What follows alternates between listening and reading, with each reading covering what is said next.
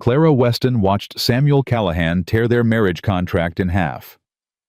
23 days of travel, 2,000 miles of hope, gone in the time it took paper to rip. "I can't marry a woman who's already failed at keeping a husband alive," he said, not meeting her eyes. Behind him, 3 children stared from the doorway. The smallest one, barely 4 years old, clutched a ragged doll and whispered, "Papa, is she going to be our new mama? Stay until the end to see how a rejected widow became the heart of a broken family." Comment your city so I can see how far this story travels, and subscribe so you don't miss what happens next. The stagecoach door swung open and Clara Weston's boots hit frozen ground for the first time in 23 days. Wyoming, December 1878. The end of the line in every way that mattered.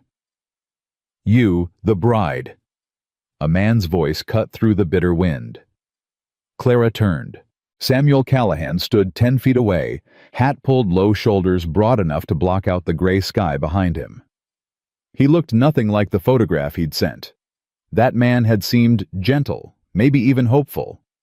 This man looked like he'd buried hope alongside his wife, and hadn't bothered digging up either one. "I'm Clara Weston." She kept her voice steady despite the cold crawling up her spine. "From Boston." "I know where you're from." He didn't move closer, didn't offer to take her bag, just stood there assessing her like livestock at auction. "You're shorter than I expected." "You're ruder than I expected." Something flickered in his eyes. Surprise, maybe, or irritation. Hard to tell with men like him. "We need to talk," he said, "before we go anywhere." Clara's stomach dropped. She'd heard stories about mail-order arrangements gone wrong. Women left stranded in strange towns. Women who disappeared entirely. Talk about what Mr. Callahan... Inside. He jerked his head toward a small building behind the station. "It's too cold for this conversation." The room he led her to was barely warmer than outside. A pot-bellied stove sat in the corner, giving off more smoke than heat. Samuel closed the door and stood with his back against it, arms crossed, face unreadable. "Your letters," he said. "What about them? You left something out." Clara's heart began to pound. She knew what was coming, had known since Cheyenne, when she'd finally worked up the courage to send that last letter, the one that told the truth. "I told you everything that matters," she said carefully. "Did you..." Samuel reached into his coat and pulled out a folded paper, her handwriting. Her confession. "This says your husband died 2 years ago. That's fine. Lots of widows out here." "Then what's the problem?" "The problem, Mrs. Weston, is the part where you mention losing a child you were carrying when your husband died." Clara's throat closed up. "The problem," Samuel continued, his voice getting harder, "is that you didn't mention this until you were already on your way here, until it was too late for me to find someone else." "I didn't think..." "You didn't think it mattered." He laughed, but there was no humor in it. "I've got 3 children who need a mother. 3 children whose mother died giving birth to the youngest.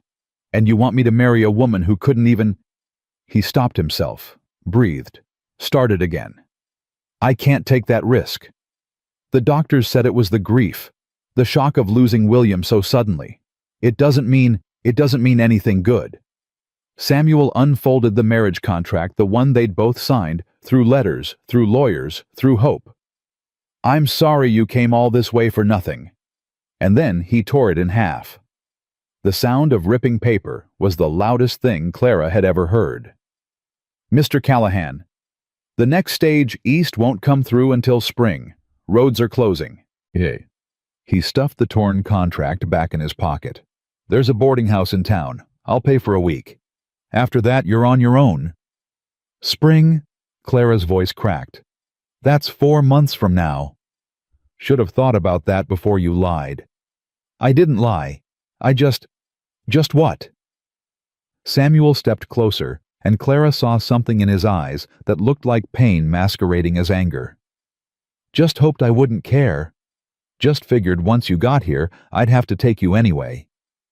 I figured you might understand." The words came out sharper than she intended. I figured a man who lost his wife might know something about grief, about doing desperate things to survive. Samuel went still. My husband died in my arms. Clara continued, her voice shaking now. He got sick helping patients during an outbreak, wouldn't stop, wouldn't rest. And when he finally collapsed, I was 3 months along with our first child. Our only child.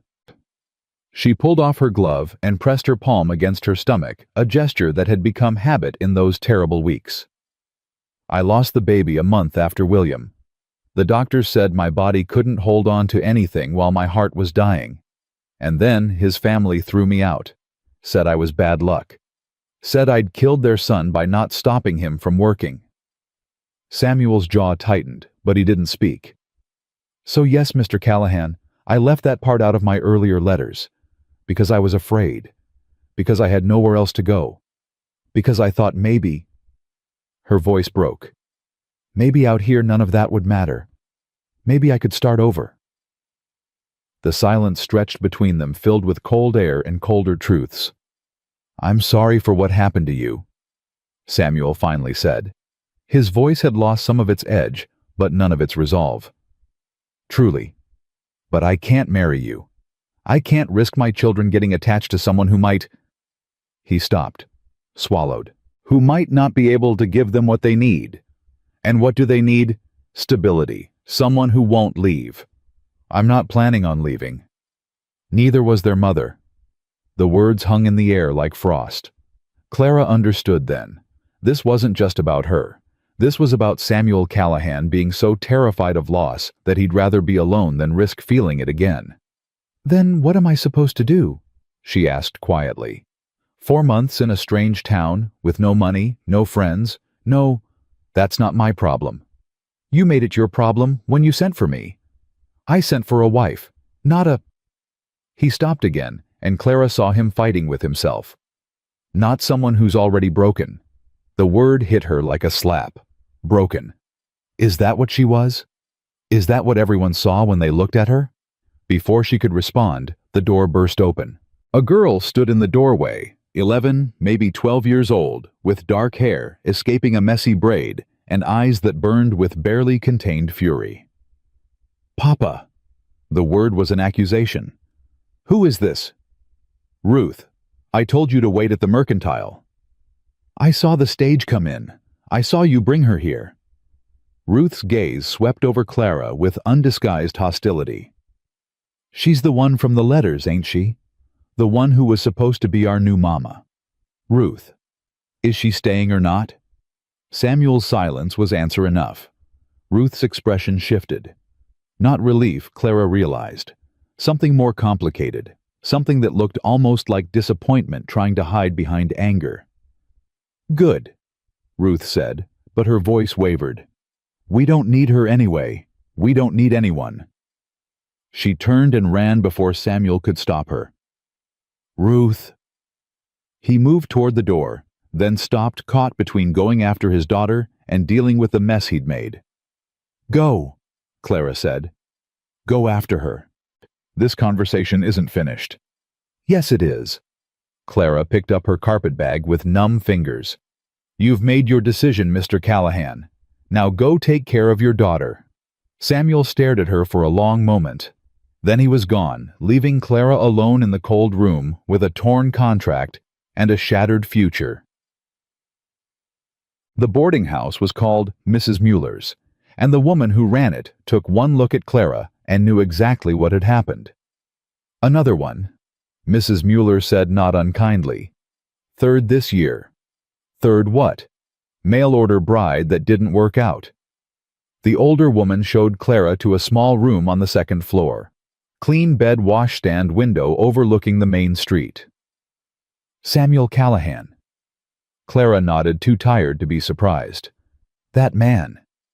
Mrs. Mueller shook her head. He's sent for 3 women in the past year. Finds something wrong with every one of them. Too young, too old, wrong religion, wrong something. He said I was broken. Did he now? Mrs. Mueller's eyes softened. Honey, There ain't a person in this territory who isn't broken somehow. That's why we came here, to put ourselves back together where no one knew us before." Clara sat on the edge of the bed, her legs finally giving out. "He paid for a week." "I know. He always does. What happened to the others? The other women he rejected?" Mrs. Mueller was quiet for a moment. "One went back east when spring came. One found work at the saloon, and before you ask, not that kind of work. She plays piano, and one—" She paused. "One married a rancher south of here, has 2 babies now, happy as anything." "So there's hope." "There's always hope, Mrs. Weston. Question is whether you're strong enough to wait for it." Clara thought about the long journey from Boston. The trains, the stagecoaches, the endless rattling miles of prairie and mountain and sky. She'd survived all of that. She could survive this. "I'm strong enough," she said. "Good." Mrs. Mueller moved toward the door. "Because you're gonna need it. Winter here is hard, and Samuel Callahan—" She paused. "That man is harder. But his children, those children need someone. Anyone can see it. Question is whether he'll let them have what they need." Where Mrs. Mueller left. Clara lay on the bed and stared at the ceiling. The wind howled outside, rattling the window in its frame. Somewhere in this town, 3 children were going to sleep without a mother. Again. And somewhere Samuel Callahan was probably congratulating himself on dodging another disaster. Broken, he'd called her. Maybe she was. But broken things could be fixed. Broken things could become something new. Clara closed her eyes and made herself a promise. She wasn't going to fall apart. She wasn't going to hide in this room and wait for spring like some kind of wounded animal. She was going to survive. She was going to prove Samuel Callahan wrong. And maybe, just maybe, she was going to show him what broken really looked like. The next morning, Clara woke to shouting in the street below. She was at the window before she was fully awake, peering through frost-covered glass at the commotion below. A wagon had stopped in front of the mercantile. Samuel Callahan's wagon, she realized, recognizing the broad shoulders of the man climbing down. But he wasn't alone. A boy sat in the wagon bed, 8 or 9 years old, thin and pale, coughing hard enough that Clara could hear it through the closed window. Each cough seemed to tear through his small body, bending him double. Samuel lifted the boy out of the wagon like he weighed nothing. The boy's face was red, his breathing labored even from this distance. "Doc!" Samuel's voice carried up to Clara's window. "Doc Patterson, I need you." An older man emerged from a building across the street, bag in hand. Clara watched him examine the boy right there in the street, pressing his ear to the small chest, frowning at whatever he heard. "How long has he been like this?" the doctor asked. "Started last night. Thought it was just the usual cough, but then he couldn't catch his breath and—" Samuel's voice cracked. "Can you help him?" Clara was moving before she made a conscious decision. Down the stairs, through the boarding house door, into the bitter cold without her coat. "Mrs. Weston!" Samuel saw her approaching, and his expression closed like a door slamming shut. "This isn't your concern." "I spent 2 years helping my husband treat patients." Clara ignored him, kneeling beside the boy. "What's his name?" "Elijah." "Eli." The boy answered himself between coughs. Who are you?" "I'm Clara. Can I listen to your chest, Eli?" The boy looked at his father. Samuel's jaw was tight, but after a moment, he gave a short nod. Clara pressed her ear to Eli's back, the way she'd watched William do 100 times. She heard what she'd feared, a wet rattling sound like water in places water shouldn't be. "Is this the first time this has happened?" she asked. "No." Samuel's voice was rough. "He's had weak lungs since he was little. Usually gets bad in winter." "Has he been treated with steam eucalyptus camphor?" Doc Patterson looked at her with new interest. "You know medicine. My husband was a physician in Boston. I assisted him." "The lung weakness runs in the family," the doctor said. "His mother had it too before she—" He stopped, glancing at Samuel. "Before she died." Clara understood. There are treatments, she said. Newer ones, steam inhalation with certain herbs, chest compresses to break up the congestion, keeping him warm and upright instead of lying flat. She's not a doctor, Samuel cut in. She's just what Mr. Callahan? Clara stood facing him. Just a broken woman you rejected yesterday. You're right. I'm not a doctor, but your son is struggling to breathe, and unless there's another physician in this town, I might be the best option you have. Doc Patterson cleared his throat. She's not wrong, Samuel. I've done what I can for Eli. The medicines I have, they help, but they don't fix anything. If Mrs. Weston has seen other treatments... Samuel looked at his son. Eli was watching Clara with something like hope in his fever-bright eyes. Please, Papa, Eli whispered. I don't want to die like Mama. The words seemed to strike Samuel like a physical blow. For a moment, his entire facade cracked, and Clara saw the terrified father underneath the cold exterior. You're not going to die, Samuel said, his voice rough. I won't let you. Then let me help, Clara said quietly. Not because you owe me anything. Not because I'm trying to change your mind about the marriage, just because a child is sick, and I might be able to make him better. Samuel stared at her for a long moment. The wind howled around them, and Eli coughed again, a horrible wet sound that seemed to shake his entire small body. Fine, Samuel said finally. One day. You help him today, and then we're done. Where do you live? 5 miles north, the Callahan Ranch. Then we need to go now. He needs to be somewhere warm. Samuel lifted Eli back into the wagon without another word. Clara climbed up beside them, and for the first time since arriving in Wyoming, she felt something other than despair. Purpose. The ride to the ranch took nearly an hour over frozen roads. Clara kept Eli propped against her, helping him breathe, talking to him quietly to keep him calm. Are you the lady from Papa's letters? Eli asked between coughs. I was. Things didn't work out. Because you're broken. Clara flinched. Did your father tell you that? No. Ruth did. She said Papa only wants perfect people, and nobody's perfect, so he'll never find anyone. Ruth is your sister. The oldest. She's mad all the time now. Eli's voice dropped to a whisper. Since Mama died, she's mad at everything, especially Papa. And you have another sister. Nettie. She's 4. She doesn't remember Mama at all. Eli coughed again, but it was softer this time. She keeps asking Papa for a new one, a new Mama. He tells her to stop asking. Clara's heart clenched. 4 years old and asking for a mother. The same age she'd imagined her own child would be now if things had been different. Eli, she said carefully, your father has his reasons for being the way he is. I know. He's scared. Eli looked up at her with eyes far too old for his young face. He's scared all the time.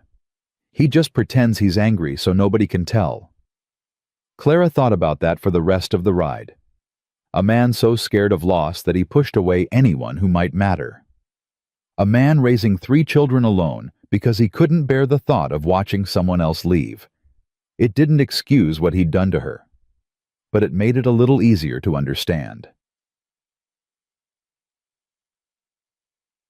The ranch house appeared through the swirling snow like a ghost. Sturdy log construction smoke rising from 2 chimneys, fences stretching into the white distance. Ruth was waiting on the porch, arms crossed, face stormy. You brought her here. Ruth's voice was sharp enough to cut glass. Papa, you said, she's helping your brother. That's all. Samuel lifted Eli from the wagon. Now get inside before you freeze. I'm not going inside with her. Ruth Elizabeth Callahan, I don't have time for this. You never have time for anything except telling us what we can't have. Ruth spun and stalked inside, slamming the door hard enough to shake snow from the roof. Clara followed Samuel into the house where warmth finally wrapped around her frozen fingers. The front room was simple but clean. A fireplace-worn furniture, a table with 4 chairs. And standing by the kitchen doorway, clutching a one-armed doll, was the smallest Callahan. Nettie. The child stared at Clara with enormous blue eyes. She had honey-colored curls and a face that looked like it had been designed specifically to break hearts. "Papa?" Nettie's voice was barely a whisper. "Is that the lady who is going to be our mama?"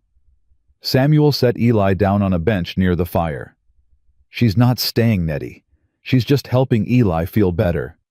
"But why can't she stay?" "We've talked about this." "But I want a mama." Nettie's lower lip trembled. "Everyone has a mama except us." "Nettie. Livy Parker has a mama. Tommy Morton has a mama. Even the Mueller twins have a mama, and their real mama died too. It's not fair, Papa." Clara felt tears prick her eyes. This child, this perfect, desperate child, standing there with her broken doll and her bottomless need. "Sweetheart," Clara said gently, kneeling to Nettie's level. "Your papa is doing the best he can." "But it's not enough." Nettie said it matter-of-factly, the way children say terrible truths. "He can't braid hair right, he burns the biscuits, and he never sings at bedtime like mamas are supposed to." "Nettie, that's enough." Samuel's voice was strained. "I'm just telling the truth, Papa. You always say we should tell the truth."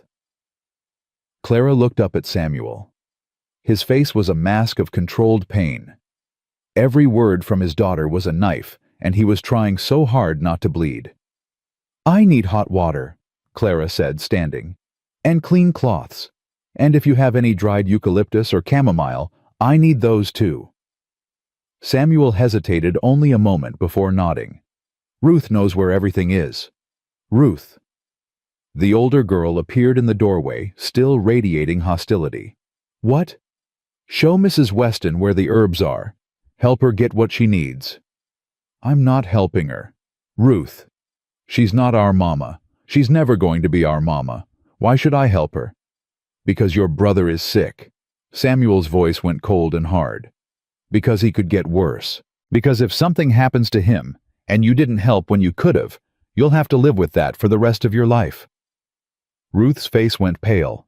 For a moment she looked like a child instead of the angry near adult she was trying to be. "Fine," she whispered. "Follow me."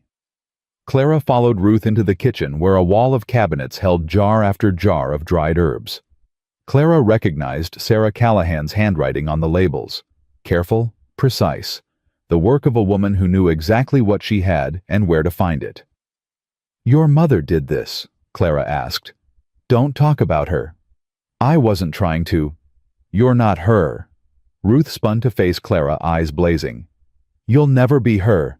I don't care how much Nettie wants a mama or how sick Eli gets. You're not part of this family. You're just someone passing through." "You're right," Clara said quietly. "I'm not your mother. I'm not trying to be." "Then why are you here?" "Because a little boy is struggling to breathe and I might be able to help." Ruth's jaw worked. "And then you'll leave. Your father has made it very clear that's what he wants." "What do you want?" The question caught Clara off guard. No one had asked her what she wanted in a very long time. "I want to be useful," she said finally.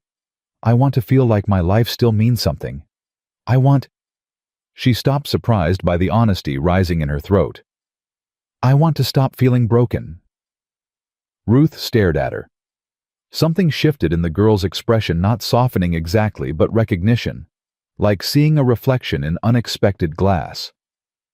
"Mama used to say broken things can be fixed," Ruth said quietly. "She fixed a lot of things."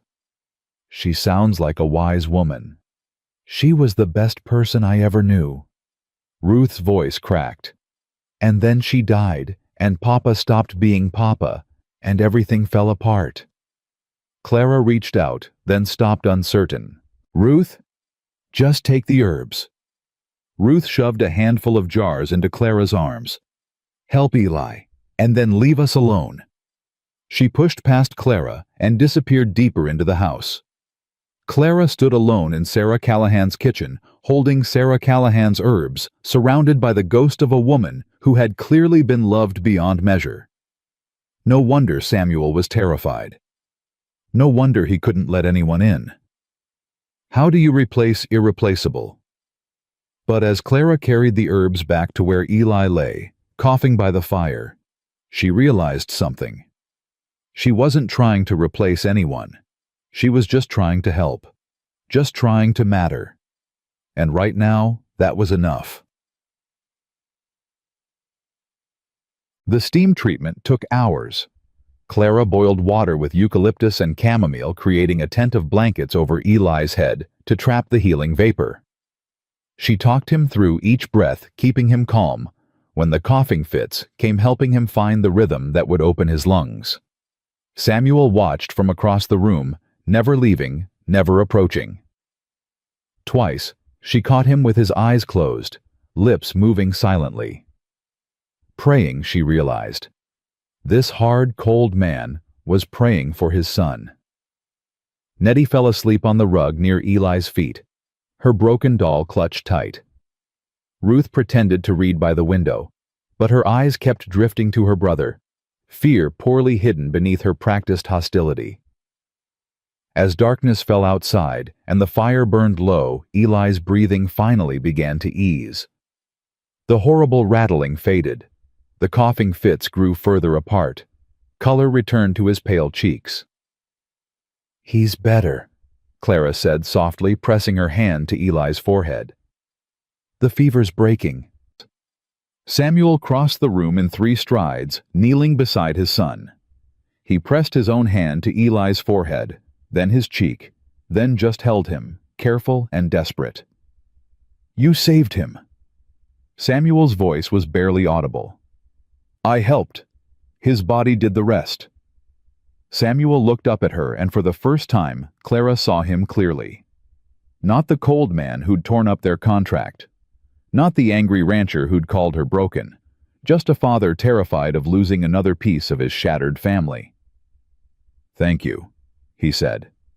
The words seemed to cost him something. "You're welcome." They stayed like that for a long moment.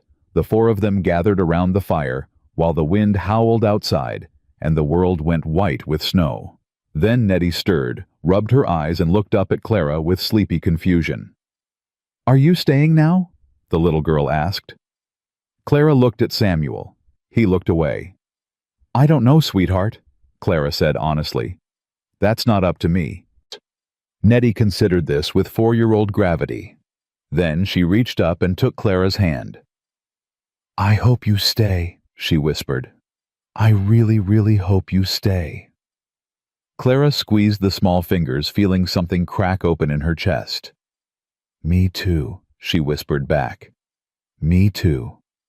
Samuel didn't speak to Clara for 3 days after Eli's fever broke. He left before dawn each morning, returning only when darkness made work impossible.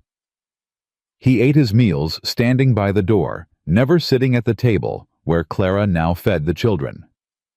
He passed her in hallways without acknowledgement, as if she were furniture rather than flesh. But he didn't send her away. On the 4th morning, Clara woke to find Ruth standing at the foot of her bed, arms crossed, expression unreadable. "Papa wants to see you," Ruth said, "in the barn." "Now," he said, "now." Clara dressed quickly, her fingers clumsy with cold and nerves. Whatever Samuel Callahan wanted to say, she suspected it wouldn't be pleasant. The barn was warmer than she expected, heated by the bodies of horses and cattle crowded together against the winter. Samuel stood near a workbench, his back to her hands, busy with something she couldn't see. "Close the door," he said without turning. Clara obeyed. "Ruth said you wanted to speak with me." "I've been thinking." He still didn't turn around. "About what happened with Eli." "He's much better. The coughing fits have... I know how he is. I'm his father." Clara fell silent. Samuel finally turned to face her. He looked like he hadn't slept in days, dark circles under his eyes, stubble shadowing his jaw, shoulders bowed under invisible weight. "I made a mistake," he said. Clara's heart stuttered. What kind of mistake? Sending for you in the first place. He held up a hand before she could respond. Not because of you, because of me. I'm not fit to be anyone's husband. I thought I could do it. Find a mother for my children, give them what they need. But every time I try, I find some reason to push the woman away. So the other brides Mrs. Mueller mentioned, all perfectly good women, all sent packing because I couldn't stomach the thought of replacing Sarah. Samuel's voice cracked on his dead wife's name. And now you're here trapped for the winter, and I've got no idea what to do about it. Clara chose her next words carefully. What do you want to do? I want my wife back. I want my children to stop looking at me like I'm failing them. I want to sleep through one night without dreaming about the sound she made trying to breathe at the end. He laughed bitter and broken. None of that's going to happen. Samuel, don't. He held up his hand again. I'm not looking for comfort. I'm trying to make you an offer. Clara waited. Stay through winter, Samuel said. Not as my wife, we both know that's not happening. But the children need teaching. Ruth's falling behind. Eli can barely read. Nettie doesn't know her letters at all. You want me to be their teacher. I want you to earn your keep instead of sitting in that boarding house spending money I can't afford. His jaw tightened. Room and board in exchange for lessons. Separate arrangements, separate lives. Come spring, I'll pay your passage wherever you want to go. It wasn't forgiveness. It wasn't acceptance. But it was something. And the children, Clara asked. What do I tell them about why I'm here? Tell them the truth. You're their teacher, nothing more. Nettie already asked if I was going to be her mama. Samuel flinched. Then tell her no. Can you really ask me to break a 4-year-old's heart? Her heart's already broken, Mrs. Weston.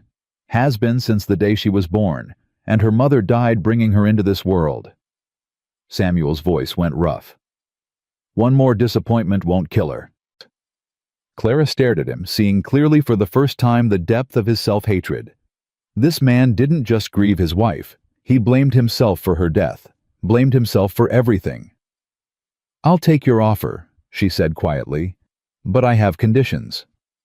You're not in a position to make demands. Hear me out. Clara stepped closer, refusing to be intimidated. I'll teach your children. I'll stay out of your way. But I won't lie to them about what I am or pretend I don't care about them. If Nettie wants to hold my hand, I'll let her. If Eli needs help with his breathing, I'll help him. If Ruth wants to hate me, I'll give her space to hate me. But I won't be cold to them just because you're too scared to feel anything. Samuel's eyes flashed. You don't know what you're talking about.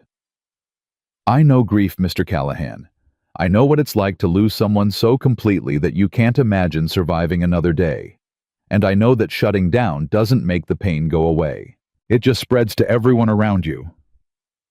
Are you finished? One more thing. Clara held his gaze. I'm not trying to replace your wife. I'm not trying to take anything that belonged to her. But your children are drowning, and you're so busy drowning yourself that you can't see it. Someone has to throw them a rope. The silence stretched between them, thick with tension and unspoken things. Fine, Samuel said finally. Do what you want with the children. Just stay away from me. Gladly. She turned and walked out of the barn, her heart pounding, her hands shaking. She'd pushed too hard, said too much, but someone needed to say it, and no one else seemed willing. Behind her, she heard something crash against the barn wall. Samuel taking out his fury on innocent wood. Good. Let him be angry. At least anger was something. The teaching began that afternoon. Clara gathered the children in the main room, setting up a makeshift classroom near the fire. Ruth slouched in her chair with theatrical boredom. Eli sat attentively, still pale, but breathing clearly. Nettie bounced with excitement, unable to contain her joy at having something new to do. Before we start, Clara said, I want to make something clear. I'm here to teach you not to replace anyone. Your father and I have an arrangement. When spring comes, I'll leave." "Good," Ruth muttered. "But while I'm here, I expect you to work hard and treat each other with respect. Can you do that?" Eli nodded immediately. Nettie clapped her hands. Ruth rolled her eyes, but didn't argue. "Excellent. Let's begin with reading." The first hour revealed exactly what Clara had feared. Ruth was smart, but lazy, coasting on natural ability rather than effort. Eli struggled with letters. They seemed to swim and rearrange themselves when he tried to focus a condition Clara had seen before in students back in Boston. And Nettie, sweet Nettie, had never been taught anything at all. "Don't know why I gotta learn this stuff anyway," Ruth grumbled when Clara corrected her spelling for the third time. "Ain't like I'm going to be some fancy city lady." Learning isn't about being fancy. It's about having choices. What choices? I'm gonna marry some rancher and have babies and die out here just like Mama did. The words hung in the air like smoke. "Is that what you want?" Clara asked quietly. "Don't matter what I want. It matters to me." Ruth looked up, surprise breaking through her practiced indifference. "Why?" "Because you're 12 years old and you've already decided your life is over. That's not fair to yourself." "Life ain't fair. Papa says so all the time." "Your father is wrong about a lot of things." Ruth's eyes widened. No one talked about Samuel Callahan that way. Not in this house, not in this town. "Don't tell him I said that," Clara added with a slight smile. For a moment, just a moment, Ruth almost smiled back. Then the door burst open, and a man Clara had never seen before stomped into the room, tracking snow across the floor. "Where's Callahan?" The stranger was tall and broad with a thick beard and eyes like chips of ice. Ruth was on her feet instantly, moving between the man and her siblings. "Papa's not here. Who are you?" "Name's Garrett. I work for Judge Colt." The man's gaze swept the room, landing on Clara with unsettling interest. "And who might you be?" "Clara Weston. I'm the children's teacher." "Teacher, huh?" Garrett smiled, showing tobacco-stained teeth. "Heard Callahan was bringing in another mail-order bride. Guess that didn't work out." Clara felt heat rise to her cheeks but kept her voice steady. "Can I help you with something, Mr. Garrett?" "You can tell Callahan that Judge Colt wants to see him. Tomorrow, noon, at the courthouse." Garrett's smile widened. "It's about the water rights. The judge has some concerns." "Water rights." "Callahan will know what I mean." Garrett tipped his hat mockingly. "Ladies, children, enjoy your lessons." He was gone as quickly as he'd come, leaving cold air and bad feelings in his wake. "Ruth," Clara said carefully, "who is Judge Colt?" The girl's face had gone pale. "He owns half the territory, been trying to buy our ranch for years. Papa always says no." "Why does he want your ranch specifically?" "The spring." Eli's voice was quiet. "We got the only natural spring for 20 miles. All the other ranches have to dig wells or haul water from the creek. But we got water that comes right up from the ground, clean and fresh even in winter." Clara understood immediately. In country like this, water wasn't just valuable, it was everything. "Your father never mentioned this." "Papa doesn't mention lots of things." Ruth's voice was bitter. "He just handles it all himself, like he handles everything. Like we don't deserve to know what's happening to our own home." That evening, when Samuel finally returned from the range, Clara met him at the door. "A man came by today, Garrett. Said Judge Colt wants to see you tomorrow." Samuel's expression didn't change, but something shifted behind his eyes. "I'll handle it." "Ruth told me about the water rights, about how Colt's been trying to buy the ranch." "Ruth talks too much. She's scared, Samuel. They're all scared. And they don't understand why. They don't need to understand. They need to trust me." "Trust goes both ways." Samuel pushed past her into the house. "I said I'll handle it." Clara watched him disappear into his room door, closing firmly behind him. Whatever was happening with Judge Colt, Samuel clearly had no intention of sharing it with her. But Ruth's frightened face, stayed with Clara long into the night. These children deserved to know what threatened their home. They deserved a father who let them in instead of shutting them out. And Clara was starting to realize that she might be the only one willing to force that door open. The next 2 weeks settled into routine. Clara taught lessons every morning, reading, writing, arithmetic. Ruth remained hostile, but engaged, unable to resist proving how smart she was.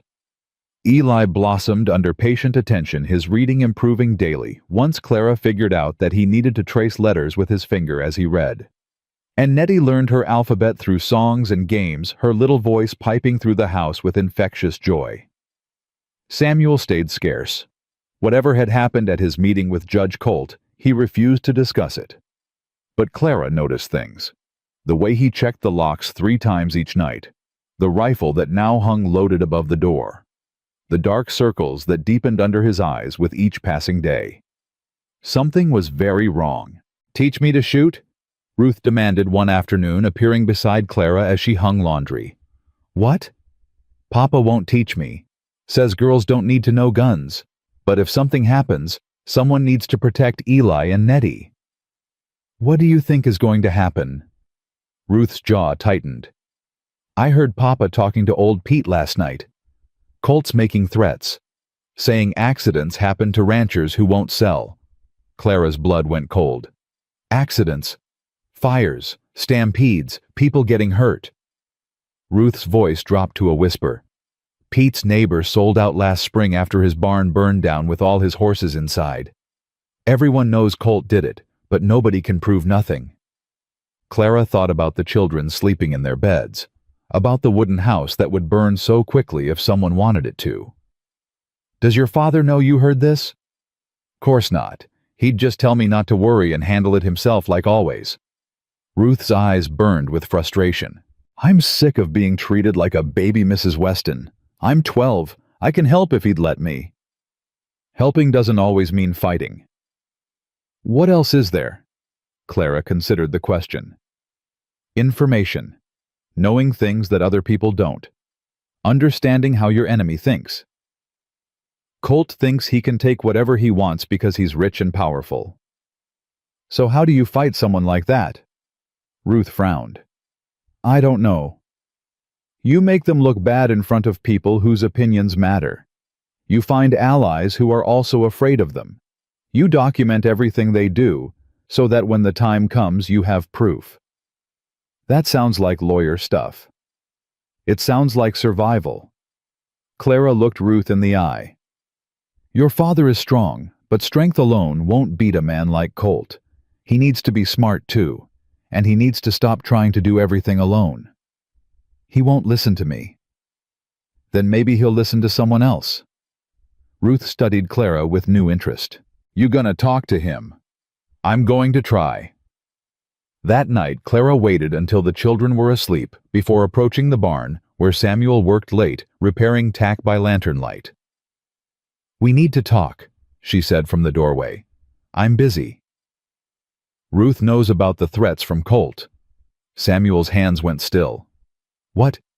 "She overheard you talking to old Pete. She's scared, Samuel. They're all scared, and they don't understand what's happening." "Damn it!" Samuel threw down the leather he'd been working. "I told Pete to keep his voice down." "That's not the point." "Then what is the point, Mrs. Weston? You want me to explain to my children that a powerful man is trying to destroy us. You want them to lie awake at night worrying about fires and accidents? I want you to stop pretending everything is fine when they can see it's not." Clara moved closer. "Children aren't stupid. They know when adults are lying, and every lie makes them trust you less. I'm protecting them." "You're isolating them. There's a difference." Samuel's jaw clenched. "You don't understand." "Then help me understand. What happened at the courthouse? What did Colt say?" For a long moment, Samuel just stared at her. Then something broke.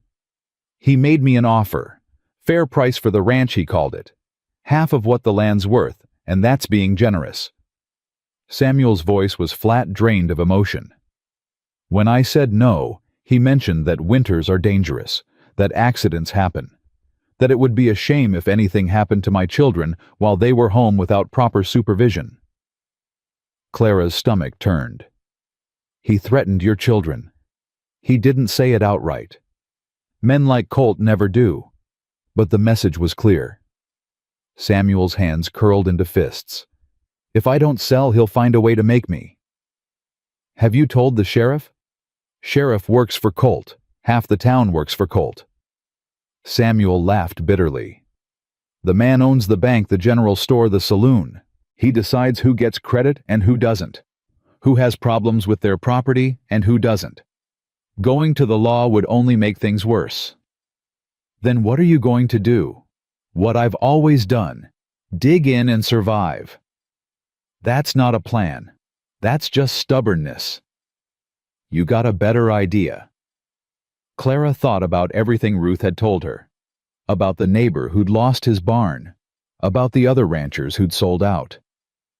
How many people has Colt pushed off their land? She asked. A dozen, maybe more, in the past 5 years. And they all just left. No one fought back. Some tried, they lost. Samuel's voice was heavy. Colt's got money, lawyers hired men. What do we have? A few hundred cattle and a spring that'll mean nothing if we're dead. You have neighbors, other ranchers who must hate Colt as much as you do. They're scared. So were you once, before he threatened your children. Clara stepped closer. Fear can freeze people, Samuel, but it can also wake them up, make them realize they've got nothing left to lose. What are you suggesting? I'm suggesting you stop trying to fight alone. Talk to the other ranchers. Find out who's been hurt by Colt, who's angry, who might stand with you if they thought they had a chance. And if no one will stand, then at least you'll know where you are. Clara held his gaze.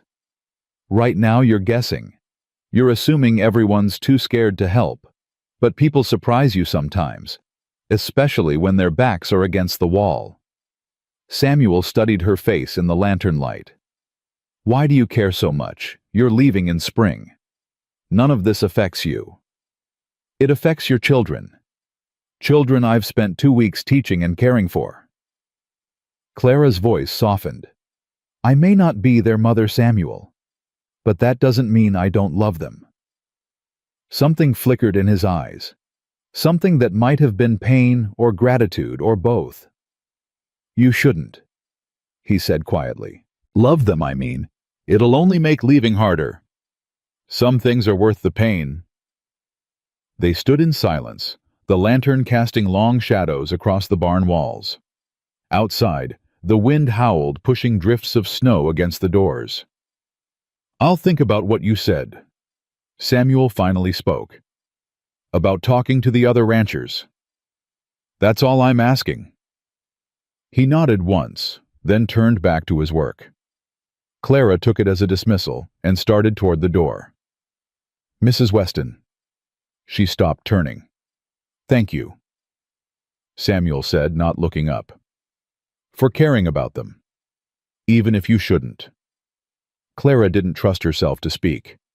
She simply nodded and walked out into the cold, her heart doing something complicated that she didn't want to examine too closely. 3 days later, the first accident happened. Clara was in the middle of teaching Nettie her numbers when they heard the gunshot. Single shot closed somewhere near the barn. Stay here, Clara ordered, moving toward the door. But Mrs. Weston, Eli started. Stay. Watch your sisters. She grabbed the rifle from above the door, something Samuel had taught her to do after their conversation about Colt, and stepped onto the porch. Samuel was already running from the corral, his face white with shock. What happened? Clara called.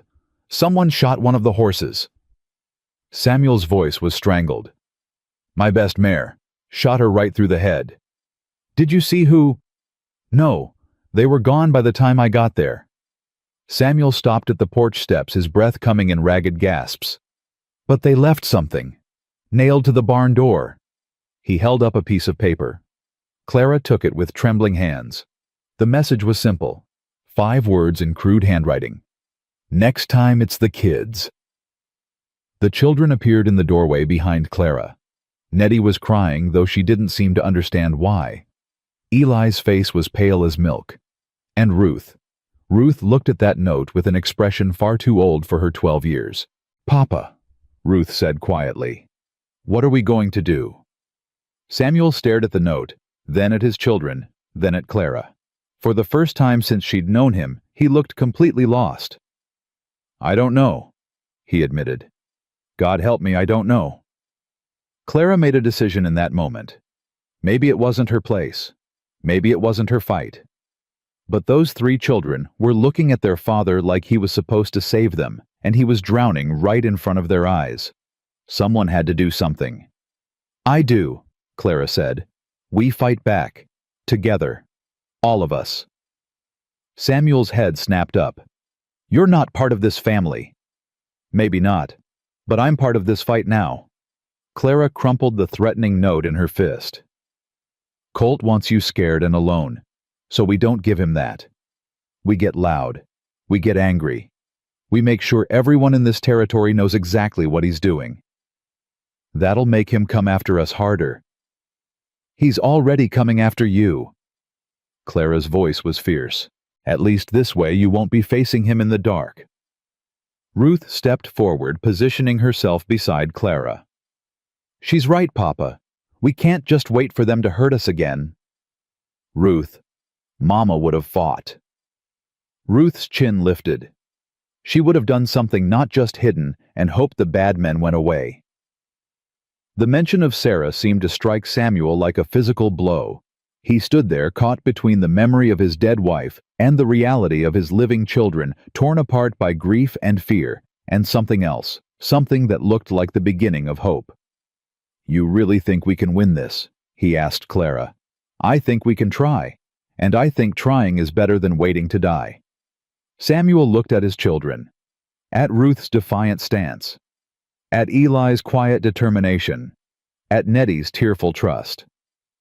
Then he looked at Clara. This woman he'd rejected, this stranger who'd somehow become the heart of his broken family. "All right," he said finally. "We fight."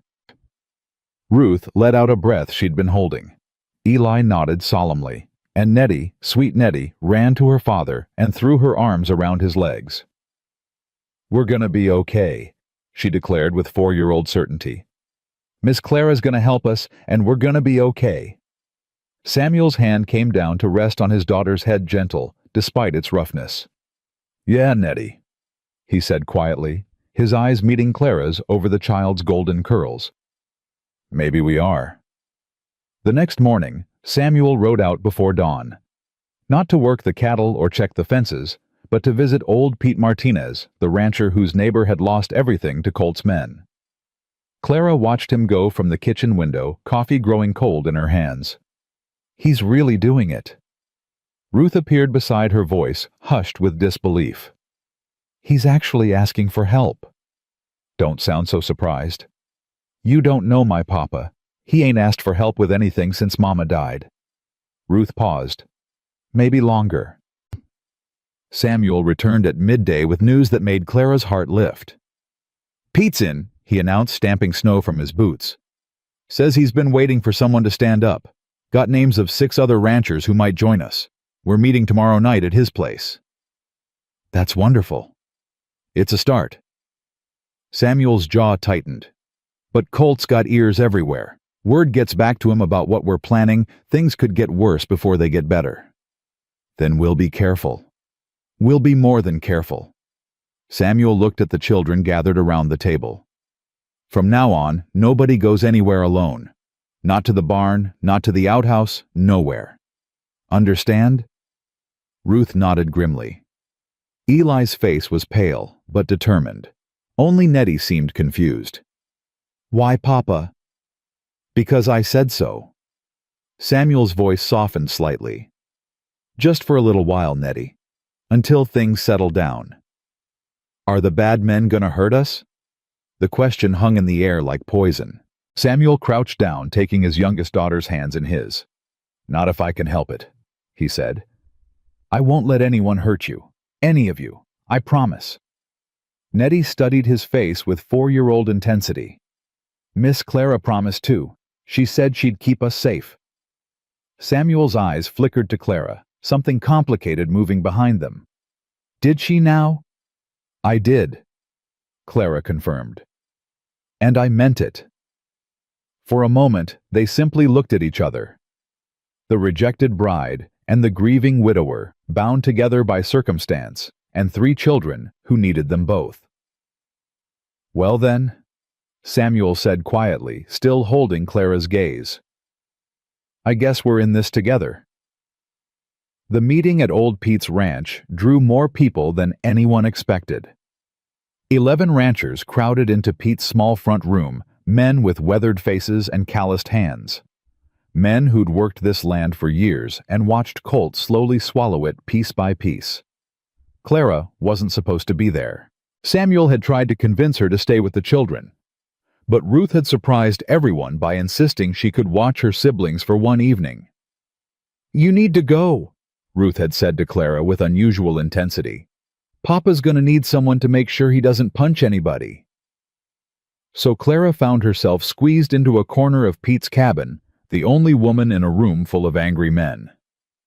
We all know why we're here, Samuel began, standing near the fireplace. Colt's been picking us off one by one for years, buying out the weak, burning out the stubborn. Well, I'm done being picked off. Easy for you to say, a rancher named Wilkins spoke up. You got the spring. Colt wants your land more than anyone's. Rest of us are just in the way. You think he'll stop once he's got my ranch? Samuel's voice hardened. He wants the whole valley, always has. Today it's me, tomorrow it's you. Next week it's Pete or Harrison or any man in this room. So what do you suggest? Another rancher, older, gray-bearded. We can't outshoot him. We can't outspend him.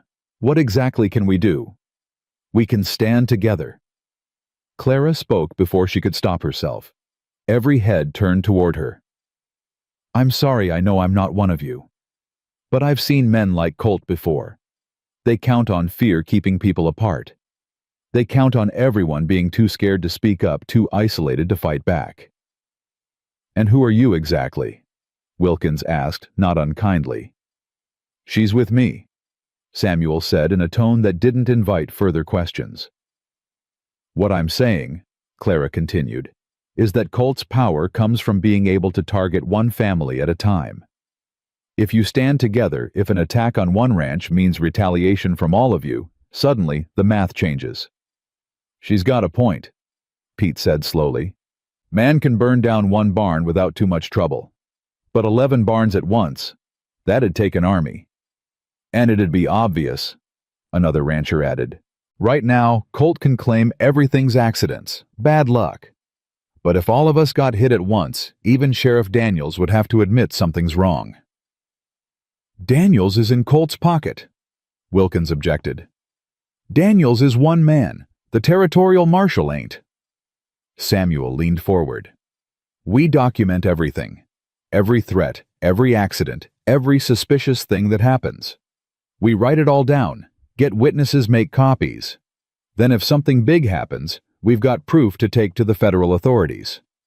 That could take months, years. Better than giving up. The debate went on for hours. Some men were eager to fight.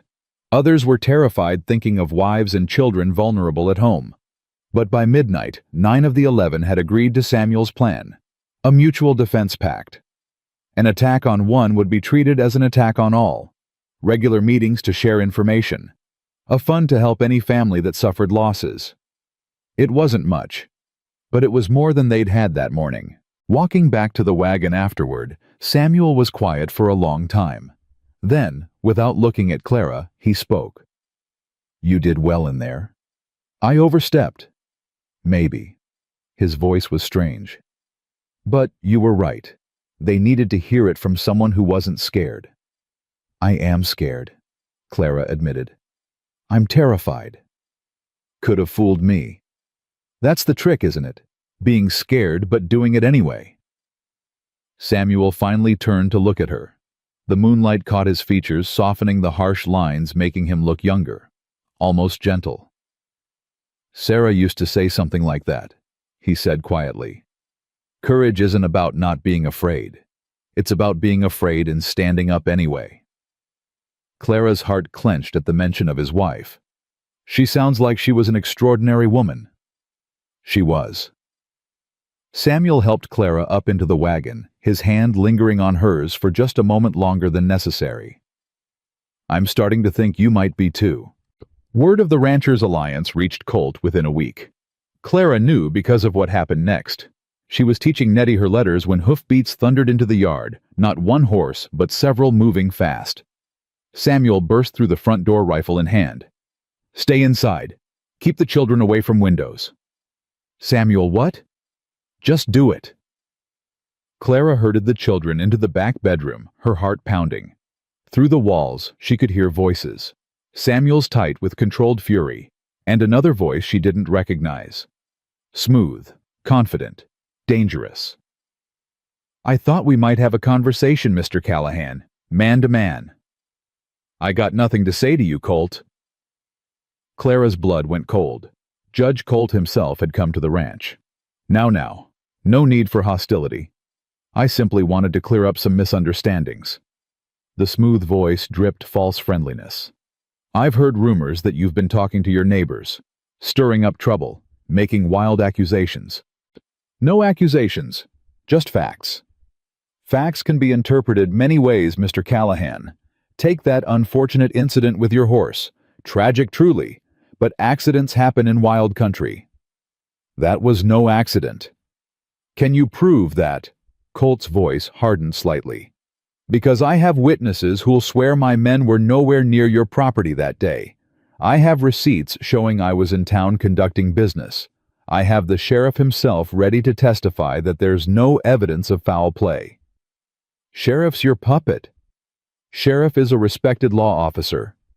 Colt paused. I'm going to make you one more offer, Callahan.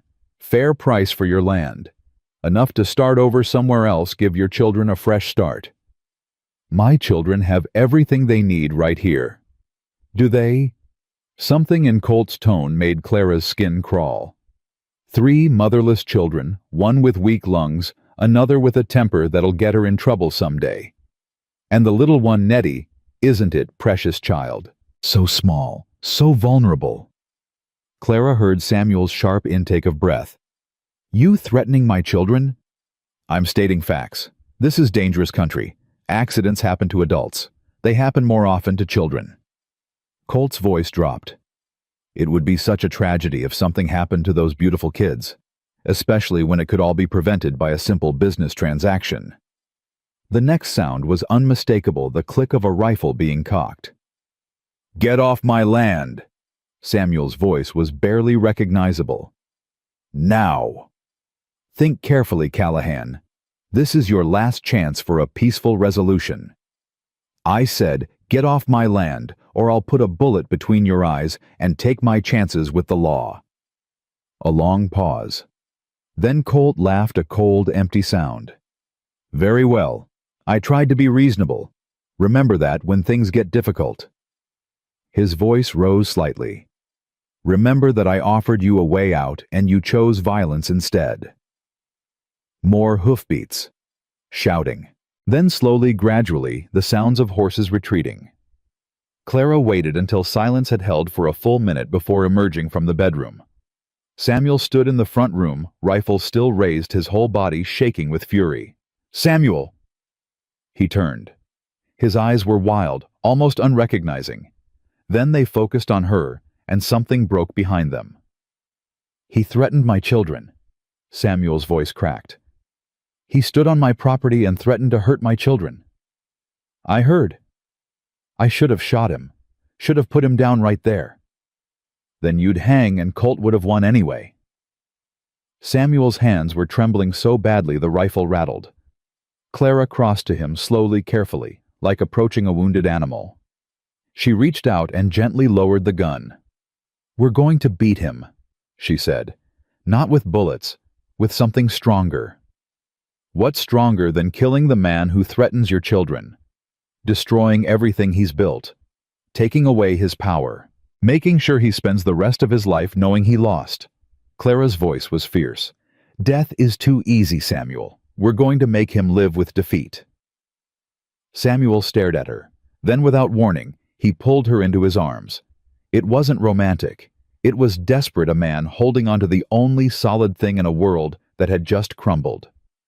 Clara held him back, feeling his heart hammer against her chest, feeling the sobs he wouldn't let escape. "I can't lose them," he whispered against her hair. "I can't lose anyone else. I won't survive it." "You won't lose them. I won't let you." "How can you promise that?" "I can't, but I can promise to fight beside you, every step, no matter what comes." Samuel pulled back just enough to look at her. His eyes were red, his face wet with tears he probably didn't realize he'd shed. "Why?" he asked. "You don't owe us anything. You could walk away, should walk away." "I tried walking away once." Clara's voice softened. "From grief, from life, from everything that hurt. It didn't work. The pain just followed me." "So you're staying because you can't leave?" "I'm staying because this is the first place in 2 years that's felt like home." Clara touched his face, wiping away tears with her thumb. "I'm staying because your children need me. Because maybe you need me too. Because I woke up this morning and realized I couldn't imagine leaving, and that terrified me, and here I am anyway." Samuel closed his eyes. "Clara? You don't have to say anything. You don't have to feel anything you're not ready to feel. Just let me stay. Let me help." When he opened his eyes again, something had changed in them. Not love, not yet, but the beginning of trust. The first crack in walls that had been solid since Sarah died. "Okay," he said simply. "Stay." The next attack came at night. Clara woke to screaming high and shrill coming from the children's room. She was running before her eyes fully opened, heart slamming against her ribs. Nettie was sitting up in bed shrieking, pointing at the window. Ruth had her arms around her sister's face, white with fear. And Eli. Eli wasn't there. "Where's your brother?" Clara grabbed Ruth's shoulders. "Ruth, where's Eli?" "I don't know. He was here when we went to sleep, and then Nettie started screaming about a face in the window and—" Samuel burst through the door, rifle ready. "What happened?" "Eli's gone." The words hit Samuel like bullets. His face went gray. "What do you mean, gone? His bed's empty. Nettie saw someone at the window. Samuel, they took him. Colt's men took Eli." For one terrible moment, Samuel just stood there frozen. Then something snapped. "Ruth, stay with your sister. Don't open the door for anyone except me or Clara." He was already moving. "Clara, can you shoot?" "Yes." "Then come with me." They ran into the darkness, cold air burning Clara's lungs. Samuel moved like a man possessed, checking the barn, the outbuildings, the fence line. Nothing. No tracks in the snow, no sounds except the wind. "There." Clara pointed toward the tree line. A light flickered between the pines, a lantern moving away from the ranch. Samuel broke into a sprint. Clara followed, struggling to keep up her skirts, tangling around her legs. The light bounced ahead of them, always just out of reach. Then she heard a child's voice crying out. "Papa, Papa, help me!" Samuel ran faster. Clara had never seen anyone move like that, powered by pure, desperate love. They crashed through the trees' branches, tearing at their clothes, snow soaking through their boots. The light stopped. In a small clearing, 3 men stood around a lantern. One of them held Eli, a hand clamped over the boy's mouth.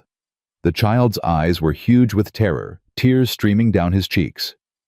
"That's far enough, Callahan." Samuel skidded to a halt, rifle aimed. "Let my son go." "Put the gun down first." "The hell I will. Then the boy dies." The man holding Eli drew a knife, pressing it to the child's throat. "Real simple choice here. Gun down, boy lives.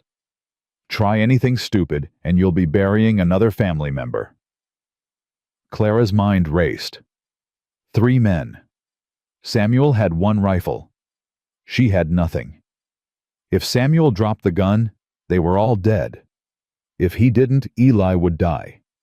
Unless... Wait. Clara stepped forward, hands raised. Wait.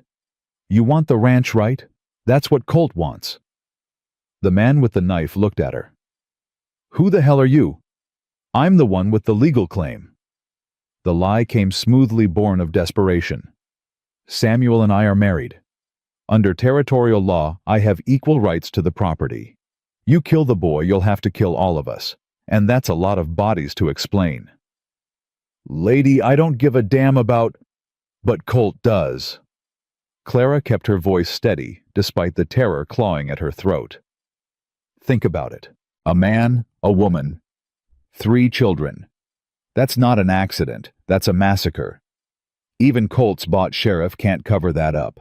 The territorial marshal will investigate. Newspapers will get involved. Suddenly, Judge Colt's name is attached to the murder of children.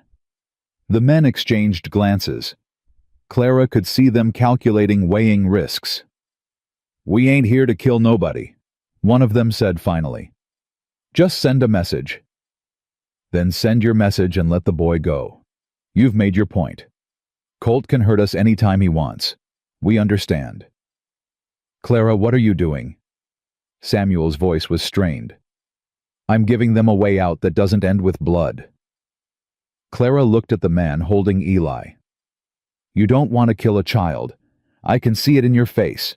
You're not that kind of man. You don't know what kind of man I am. I know you haven't cut him yet.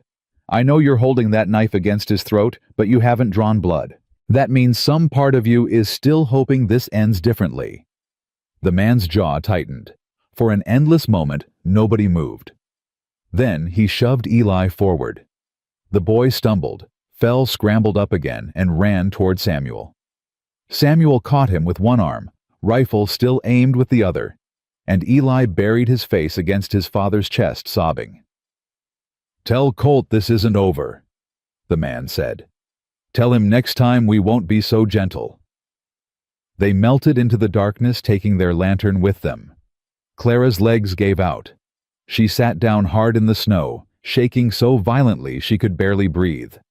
Samuel was there in an instant, Eli still clinging to his neck, his free hand gripping Clara's shoulder. Are you hurt? No, just... She couldn't finish. The terror she'd suppressed came flooding out in great gasping sobs. You saved him. Samuel's voice was rough with emotion. Clara, you saved my son. I just talked. You talked a man out of killing my child. Samuel pulled her closer, and suddenly all 3 of them were huddled together in the snow. Father, son, and the woman who'd refused to let them face the darkness alone. That's not just talking. That's a miracle. They walked back to the ranch slowly, Eli carried in Samuel's arms, Clara supported by Samuel's shoulder. The children were waiting on the porch, Ruth holding Nettie back with visible effort. Eli, Ruth's voice cracked with relief. Is he okay? Is he hurt? He's fine. Samuel set his son down. Thanks to Clara. Eli turned to Clara with red-rimmed eyes. You told them you were married to Papa. I had to say something. It worked. Eli's lower lip trembled. You saved me. Then he threw his arms around Clara and held on like he never intended to let go. Ruth was next, then Nettie, until Clara found herself at the center of a knot of children, all of them crying, all of them clutching her like she was the only solid thing in a world of terror. Over their heads, she met Samuel's eyes. You told them you were married to me, he said quietly. It was the first thing I could think of. Was it? Clara didn't answer. Couldn't answer. Because the truth was, it hadn't been a random lie. It had been a wish. A hope she hadn't even admitted to herself until the words came out of her mouth. We should get inside, she said instead. Get the children warm. Samuel nodded, but his eyes lingered on her face with an expression she couldn't quite read.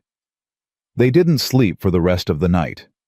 Samuel sent word to old Pete at first light, and by noon the Ranchers' Alliance had gathered at the Callahan Ranch. The attempted kidnapping had achieved the opposite of what Colt intended. Instead of terrifying people into submission, it had made them furious. That son of a bitch tried to grab a child. Wilkins was pacing like a caged animal. A 9-year-old boy. He's escalating, Pete said grimly. Knows we're organizing. Figures if he can break Samuel, the rest of us will fall apart. He figured wrong. Another rancher, Harrison, spoke up. My boy's the same age as Eli. Could have been him out there in the snow with a knife at his throat. So what do we do? Ruth had refused to leave the meeting, and nobody had the heart to force her. We can't just keep waiting for them to hurt us. The girl's right, Pete agreed. We've been playing defense. Time to go on offense. Samuel hadn't spoken since the meeting began. Now he cleared his throat. We need to hit Colt where it hurts. Not his men, not his property, his reputation. How? The territorial newspaper. We send them everything, the threats, the burned barns last night. All of it documented with witnesses. Make sure the whole territory knows what kind of man Judge Colt really is. He'll deny everything. Let him. The truth has a way of spreading even when powerful men try to bury it. Samuel's voice hardened. And there's something else. Something I haven't told anyone yet. Every head turned toward him. Sarah knew something about Colt before she died. Something she was afraid to tell me because she didn't want me to do anything rash. Samuel pulled a worn leather journal from inside his coat. I found this in her things after the fire at the barn. Didn't know what to make of it at first. What is it? Clara asked. Records. Names, dates, amounts. Looks like Colt's been bribing territorial officials for years. Judges, land officers, even the territorial governor's aide. If this is real... Samuel paused. If this is real, it could bring down everything he's built. The room went silent. Where did Sarah get this? Pete asked finally. Her father was Colt's bookkeeper, years ago before Colt became what he is now. The old man made copies of everything. When he died, Sarah inherited his papers. Samuel's jaw tightened. She never told me. Protected me from knowing so I wouldn't do something that would get me killed. And now you're telling all of us. Now I'm asking all of you to help me use it.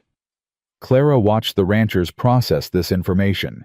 Hope warring with fear. The desire for justice fighting against the instinct for survival. If we take this to the marshal, Harrison said slowly, and it's real. Colt goes to prison. His operation falls apart. We get our valley back. And if it's not real, or if Colt finds out before we can use it, then we're dead anyway. Samuel's voice was flat. He's not going to stop. Last night proved that. It's him or us. Ruth stepped forward, her young face hard with determination. I'm in. Whatever it takes. Ruth, Samuel started. Mama kept this secret to protect you. She died without ever getting to use it. Ruth's voice shook with emotion. I'm not going to let that be for nothing.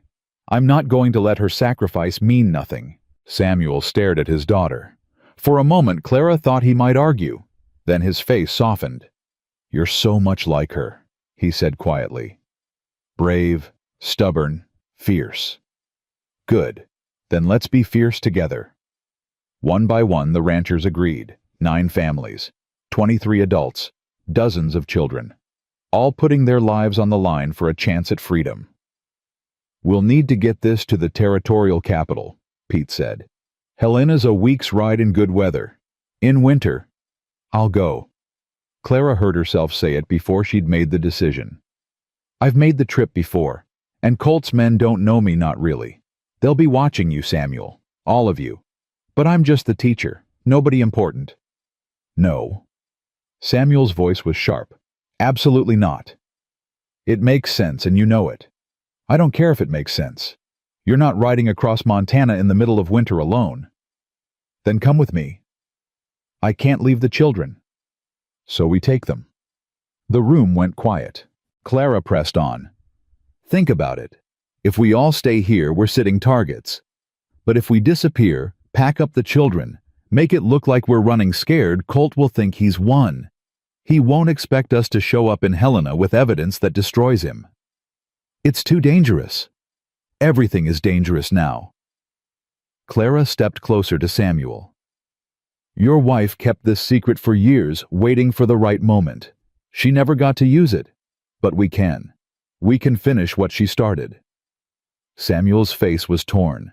Clara could see him fighting with himself, the desperate need to protect his children, warring with the knowledge that protection meant more than just hiding. Papa. Eli's voice was small but steady. Miss Clara saved me last night. I trust her. Me too, Nettie piped up. Miss Clara's brave. She'll keep us safe. Ruth just nodded, her eyes fierce with inherited determination. Samuel looked at his children, then at Clara. Then at the journal in his hands, Sarah's last gift, her final act of courage. All right, he said finally. We go to Helena, all of us, together. Clara felt something loosen in her chest. Hope, maybe, or love. She wasn't sure which. When do we leave? Tomorrow, before dawn. Samuel's voice hardened with resolve. By the time Colt realizes we're gone, we'll be halfway to the mountains. And if he sends men after us? Samuel's hand found hers, gripping tight. Then God help them, he said. Because we're done running. They left in the dead of night 3 hours before dawn. Clara helped bundle the children into the wagon while Samuel loaded supplies. Nettie was half asleep, clutching her one-armed doll. Eli moved stiffly, still shaken from his ordeal. Only Ruth was fully alert, her eyes scanning the darkness like a soldier on watch. Everyone ready? Samuel climbed onto the wagon seat. Ready, Clara confirmed, settling beside him. He snapped the reins. The horses lurched forward, and the Callahan ranch disappeared into the darkness behind them. Nobody spoke for the first hour. The children dozed in the wagon bed, wrapped in every blanket they owned. Clara kept her eyes on the road ahead, watching for movement, listening for hoofbeats that didn't belong to their horses. You should sleep, Samuel said quietly. Long road ahead. Can't sleep. Too much thinking. About what? About whether we're doing the right thing. Taking the children into danger like this. They were already in danger. Samuel's jaw tightened. At least this way we're moving towards something instead of waiting to be picked off. And if Colt's men catch up to us, then we fight. With 3 children in the wagon. Samuel didn't answer. There was no good answer. They stopped at midday to rest the horses.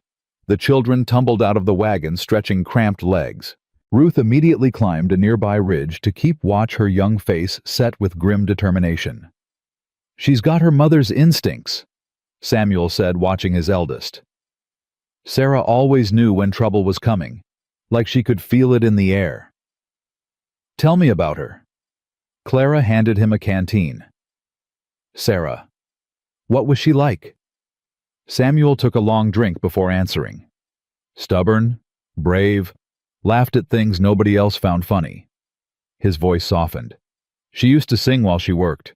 Drove me crazy at first, couldn't concentrate with all that noise. Then one day she stopped singing because Nettie was colicky, and she didn't want to wake her. And I realized how quiet the house was without it. You loved her very much. Still do. Samuel's eyes met Clara's. But I'm starting to understand that loving someone who's gone doesn't mean I have to stop living. Before Clara could respond, Ruth's voice cut through the air. Riders, coming from the east. Samuel was on his feet instantly, rifle in hand. How many by? 3, maybe 4, moving fast. Get the children in the wagon. Clara, can you drive? Yes. Then drive. Don't stop for anything. Head for the pass and don't look back. I'm not leaving you. This isn't a discussion. Samuel grabbed her shoulders. If something happens to me, those children need someone. You understand?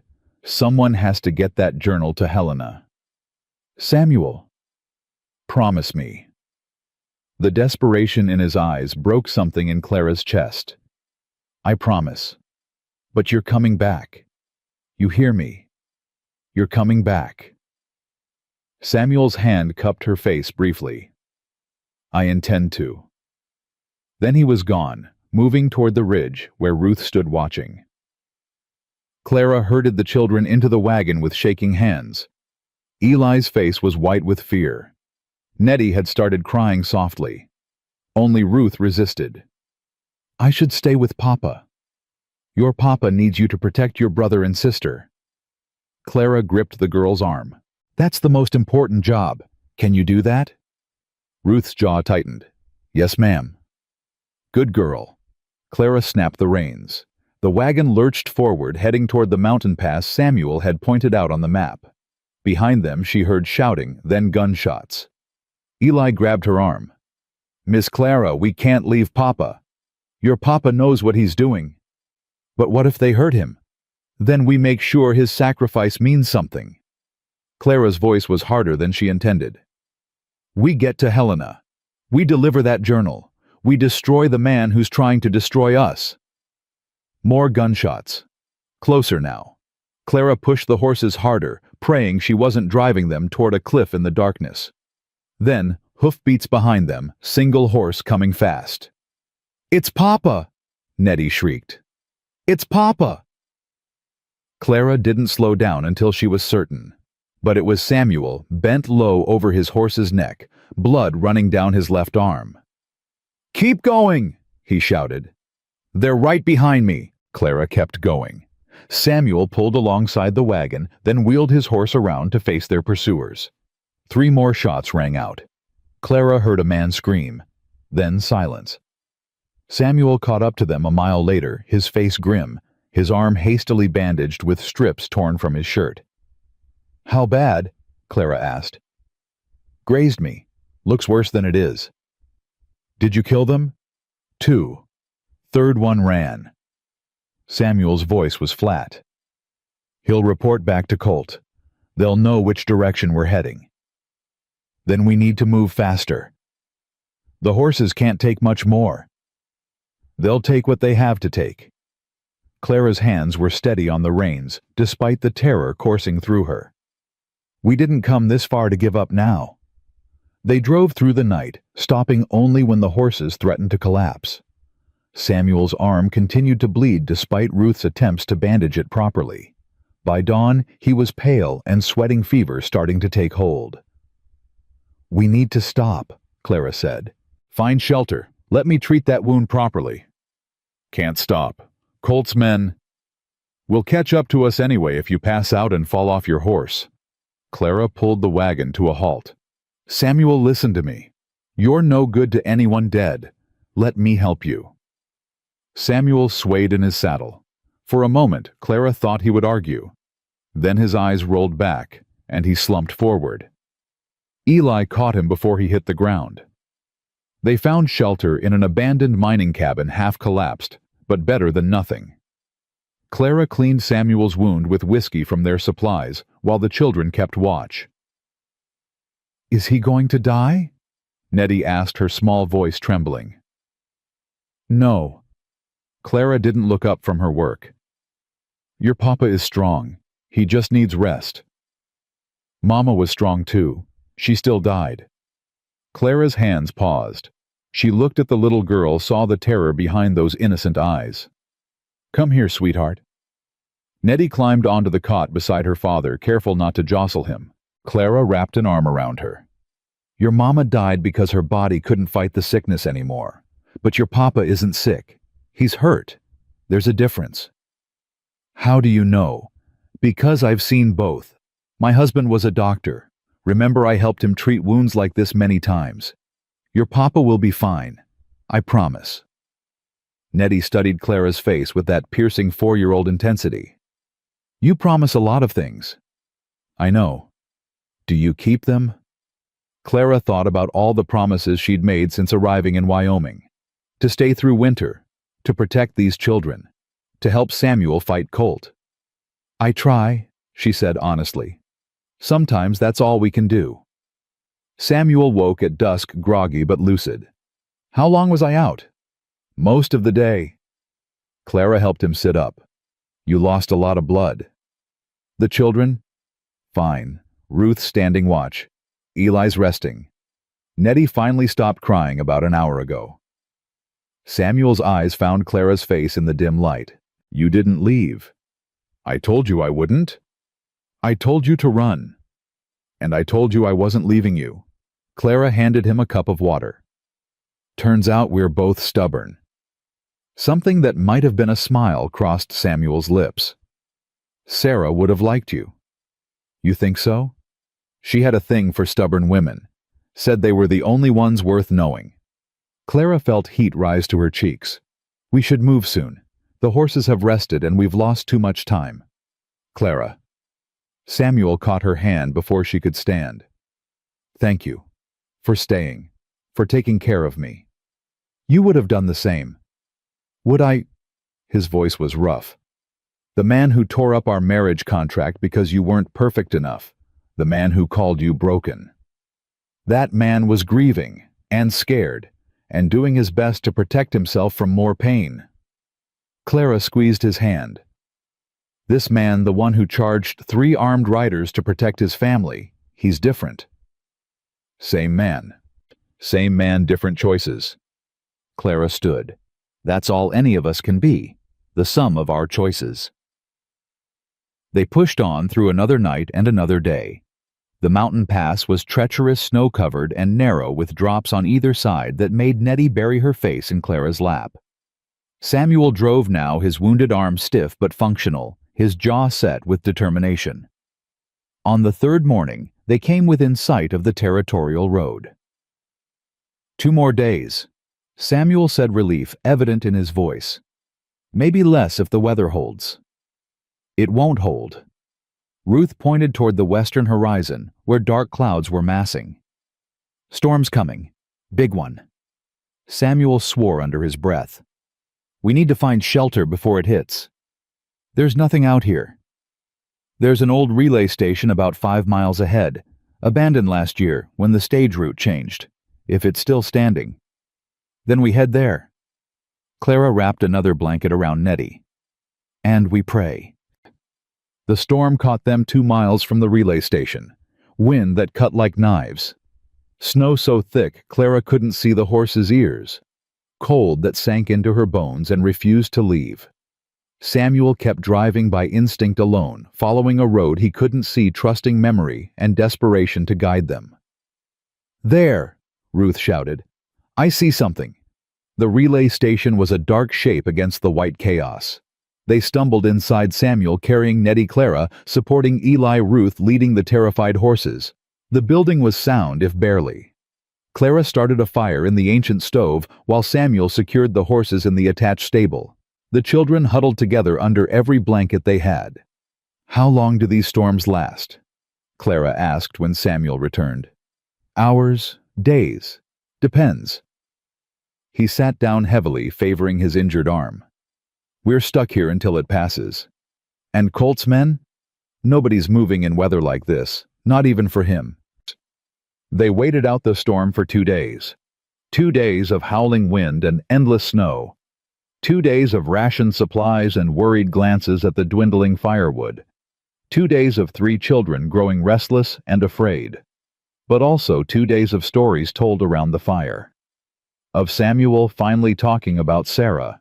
Really talking, sharing memories that made him laugh and cry in equal measure. Of Clara telling the children about Boston, about her husband, about the baby she'd lost. On the 2nd night, after the children had finally fallen asleep, Samuel turned to Clara with an expression she'd never seen before. I need to tell you something. What is it?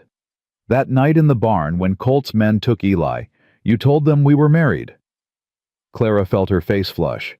I was improvising. Were you? Samuel. Because I've been thinking about it ever since. About what it would mean, if it were true. Clara's heart stopped. What are you saying? I'm saying I was wrong to tear up that contract. Wrong to push you away. Wrong to think I could protect myself from feeling anything by never letting anyone in. Samuel's voice was rough with emotion. I'm saying that somewhere in the past weeks you stopped being a stranger I was stuck with and started being someone I can't imagine living without. Samuel, you're still recovering. You're not thinking clearly. I'm thinking more clearly than I have in 2 years. He reached for her hand. Clara, I know the timing is terrible. I know we're running for our lives and everything is chaos. But I also know that if something happens, if we don't make it, I don't want to die without telling you. Telling me what? That I love you. The words came out broken, desperate, terrified. That I don't want you to leave in spring. That I want you to stay not as a teacher or a governess, but as my wife. As their mother. Clara stared at him, her mind reeling.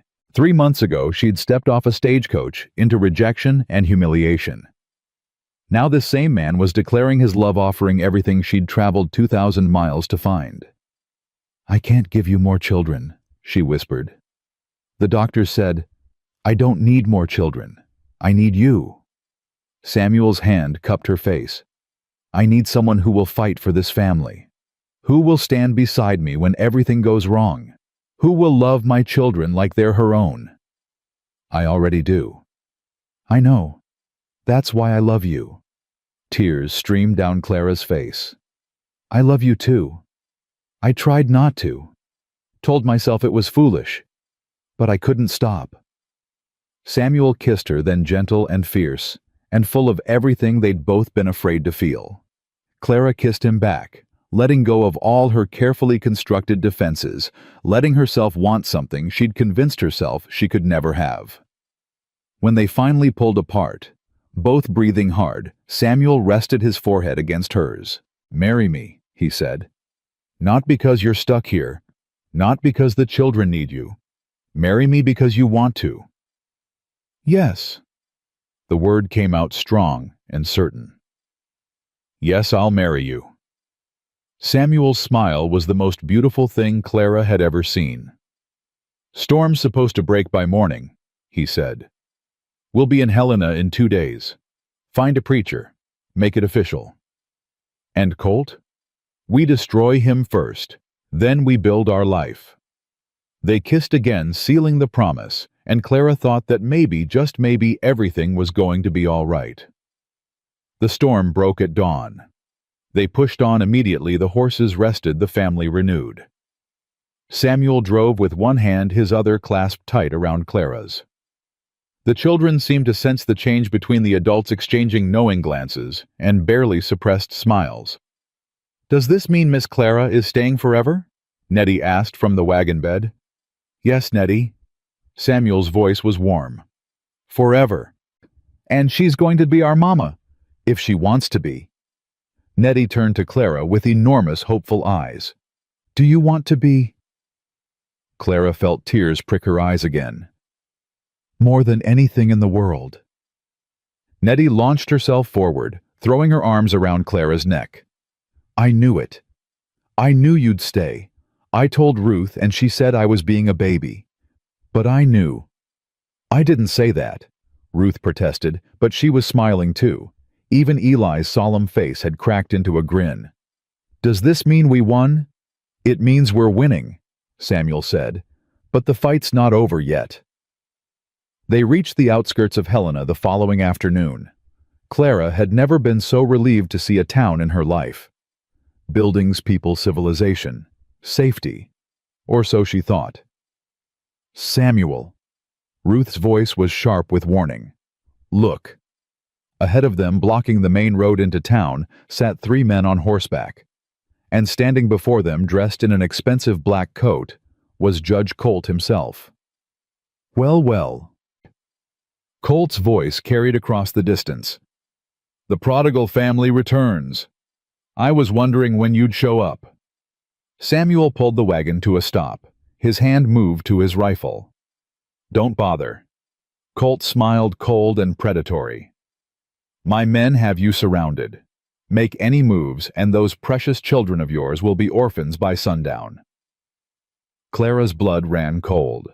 She looked around and saw movement in the trees on either side of the road. At least a dozen men, all armed. What do you want, Colt? Samuel's voice was steady, despite the trap closing around them. What I've always wanted. Your land. your spring, your complete and total surrender. Colt's smile widened. But I'll settle for that journal you've been carrying, the one you think will destroy me. I don't know what you're talking about. Don't insult my intelligence. Colt stepped closer, his eyes moving to Clara. Your little wife-to-be made quite an impression on my men. Talked her way out of a killing with nothing but words. Impressive. Leave her out of this. Oh, I intend to. Leave all of them out of it, in fact. Here's my offer, Callahan. Give me the journal. Sign over the ranch. Take your family and disappear. I'll let you leave the territory alive. Fresh start somewhere else. And if I refuse, then I take what I want anyway, and your children watch their father die. Colt's voice hardened. Choose carefully. I'm not making this offer twice. Samuel looked at Clara, at his children, at the armed men surrounding them. Clara could see him calculating odds, measuring distances, looking for any way out. There wasn't one. Samuel. Clara's voice was barely a whisper. Give him the journal. Clara. Give him the journal and the ranch and whatever else he wants. She gripped his arm.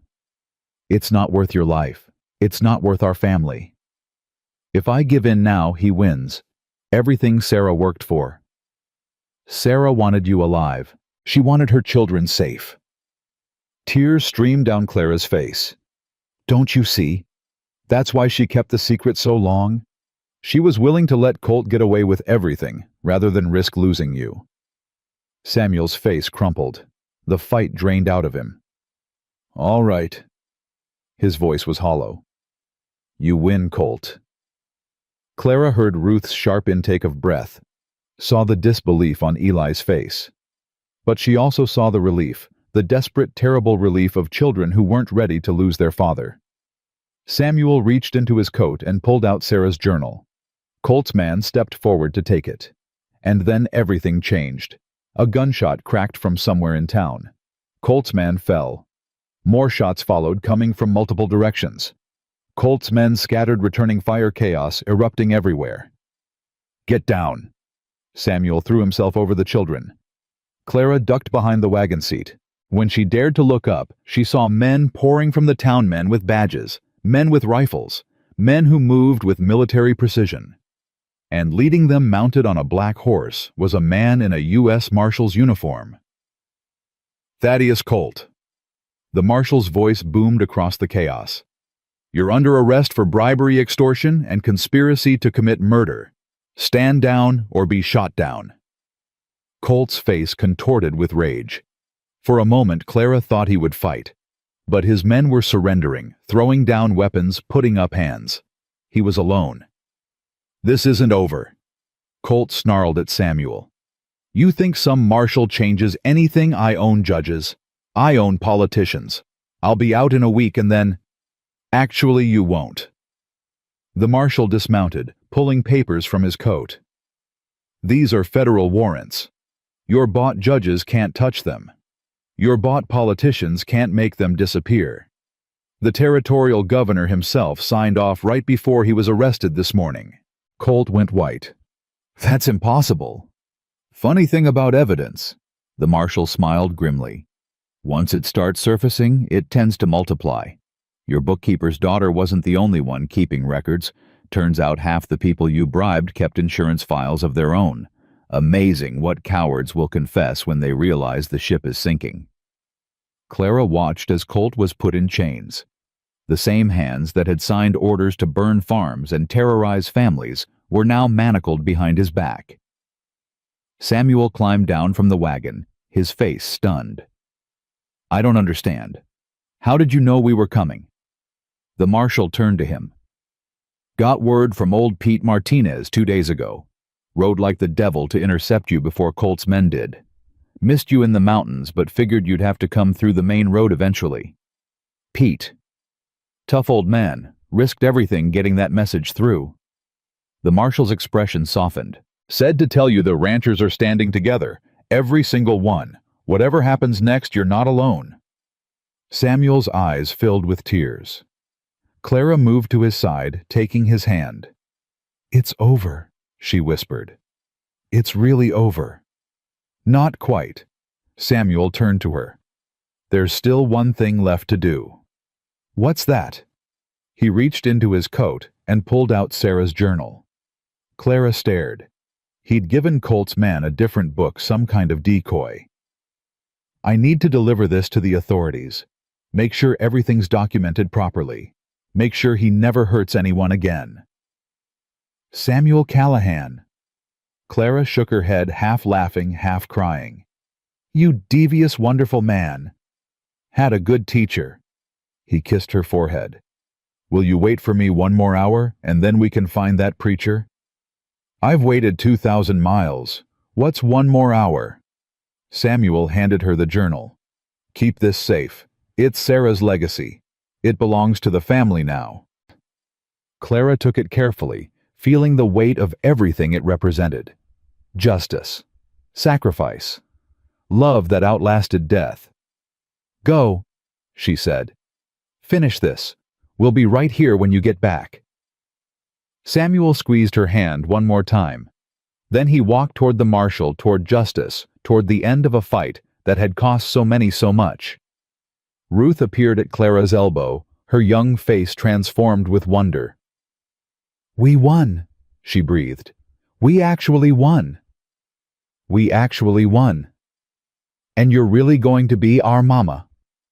Clara looked at the journal in her hands, at the town where her future waited, at the children who had become her reason for living. "Yes, Ruth." She smiled through her tears. "I really am." The wedding took place that same afternoon in the small chapel at the edge of Helena. Clara stood before the altar in her travel-worn dress, her hair still tangled from the journey dirt, still under her fingernails from the road. She had never felt more beautiful. Samuel stood across from her, his wounded arm in a sling, his face still pale from blood loss. But his eyes were clear and steady, fixed on her with an intensity that made her knees weak. "Dearly beloved," the preacher began. "Wait." Ruth's voice cut through the chapel. Everyone turned. The girl stepped forward, her face fierce with determination. "Before you do this, I need to say something." Clara's heart dropped. After everything, was Ruth still going to fight this? "I've been mean to you," Ruth said, looking directly at Clara. "Since you got here, I've been awful, rude, hateful. I wanted you gone." "Ruth," Samuel started. "Let me finish, Papa." Ruth's voice cracked. "I wanted you gone because I was scared. Scared that if I let myself love you, you'd leave like Mama did. Scared that loving someone new meant forgetting someone old." Tears streamed down the girl's face, but she kept talking. "But then you stayed. When Papa got shot, you stayed. When those men took Eli, you stayed. When Colt had us surrounded and everything looked hopeless, you stayed." Ruth's voice broke completely. "And I realized that Mama would have wanted someone like you. Someone who fights. Someone who doesn't give up." Clara couldn't breathe. "So I'm not saying this because Papa told me to, or because I'm supposed to." Ruth stepped closer, taking Clara's hands in hers. "I'm saying this because I mean it. I want you to be my mama. Not to replace the one I lost, but to be a new one, a different one, mine." Clara pulled Ruth into her arms, both of them crying now. "Oh, sweetheart, I want that too, so much." Then it settled. Ruth pulled back, wiping her face with her sleeve. "You can do the wedding now." The preacher smiled. "I believe we can proceed." Samuel took Clara's hands in his. His grip was strong despite his injury, warm despite the winter cold. "Clara Jane Weston," he said, his voice rough with emotion. "3 months ago, I stood at a stage station and tore up our future because I was too scared to let you in. I called you broken. I pushed you away. I did everything I could to protect myself from feeling anything." Clara's tears fell faster. "But you wouldn't let me hide," Samuel continued. "You fought your way into my family. You saved my son. You stood beside me against a man who wanted to destroy everything I love. You showed me that being broken isn't the end, it's just the beginning of becoming something new." He lifted her hands to his lips, kissing her knuckles gently. I don't deserve you, but I'm going to spend the rest of my life trying to be the man you deserve. I love you, Clara. Today, tomorrow, every day until I die. Clara couldn't speak. Her throat was too tight, her heart too full. Your turn, ma'am, the preacher prompted gently. She found her voice somehow. Samuel Callahan. I came to Wyoming expecting nothing. My husband was dead. My baby was gone. My family had thrown me away. I thought I was damaged goods, a woman no one would ever want. Samuel's hands tightened on hers. Then I met your children. 3 broken hearts that somehow made room for one more. And I met you, this stubborn, impossible, infuriating man who pushed me away and then couldn't stop pulling me back. A laugh escaped through her tears. You taught me that family isn't about blood. It's about choice. It's about showing up when things get hard and refusing to leave when it would be easier to go. You gave me a reason to fight again, a reason to live again. She reached up and touched his face. I love you, Samuel, not despite your wounds, but because of them. Because you kept going even when it hurt. Because you loved your children enough to risk your heart again. Because you chose me when you didn't have to. I'll always choose you, he whispered. The preacher cleared his throat. Then by the power vested in me by the territory of Montana, I pronounce you husband and wife. You may kiss your bride. Samuel kissed her, and Clara felt something shift inside her chest. A door closing on the past, a window opening to the future. When they pulled apart, 3 children rushed forward, nearly knocking them both over. We're a real family now, Nettie shrieked, wrapping herself around Clara's legs. A real family. We always were, Nettie. Clara lifted the little girl into her arms. Now it's just official. Eli hugged Clara next his thin arms, surprisingly strong. Thank you, he whispered against her shoulder. For staying. Thank you for letting me. Even Ruth joined the embrace. Her earlier tears replaced by a tentative smile. Does this mean I have to call you Mama now? You can call me whatever feels right. Ruth considered this. I think I'll try Mama, just to see how it sounds. Clara's heart nearly burst. I'd like that very much. They left Helena the next morning, traveling back toward the ranch that was now truly their home. The journey felt different this time. No fear of pursuit, no desperate flight through mountain passes, just a family moving through the world together. On the second night camped by the territorial road, Nettie asked the question that had been hovering unspoken. Mama Clara. Clara looked up from the fire she was tending. Yes, sweetheart. What happens now with the bad man? Samuel answered before Clara could. Judge Colt is going to prison. For a very long time. He won't hurt anyone ever again. But what about his men? The ones who tried to take Eli? Some of them are in jail too. The ones who ran away. Samuel paused. The marshal says they'll be caught eventually, but they're not our problem anymore. Nettie processed this with 4-year-old seriousness. Good. I didn't like being scared all the time. Neither did I, Clara admitted. But we don't have to be scared anymore. Because we're together. Because we're together. Nettie nodded satisfied and returned to playing with her one-armed doll. But Ruth had been listening and her face was troubled. Papa, what about our ranch? We left in such a hurry. What if something happened while we were gone? Old Pete's been watching it. He sent word to Helena right before we left. Everything's fine. But what about spring? We missed the worst of winter, but there's still work to do. Calving season, planting, all the things Mama used to help with. Clara felt Samuel tense beside her. This was the heart of Ruth's fear, not just accepting Clara as a stepmother, but trusting her to fill Sarah's role in the daily work of survival. I'll learn, Clara said quietly. I don't know ranching the way your mother did, but I'm not afraid of hard work, and I'm a fast learner. It's not that simple. There are things that take years to understand. Reading the weather, knowing when a cow's in trouble, feeling when something's wrong with the land. Then teach me. Clara met Ruth's eyes steadily. Teach me everything your mother taught you. Let her knowledge live on through both of us. Ruth stared at her for a long moment. Then something shifted in her expression, not quite trust, but the beginning of it. She had a journal, Ruth said slowly. Not the one about Colt, a different one, about the ranch, about plants and animals, and all the things she learned over the years. I didn't know that, Samuel said. She kept it hidden. Said it was woman's business not meant for men's eyes. Ruth's voice softened. She showed me once. Said someday I'd need it. Would you show me? Clara asked. Ruth nodded slowly. When we get home, I'll show you everything. They reached the ranch on the 5th day.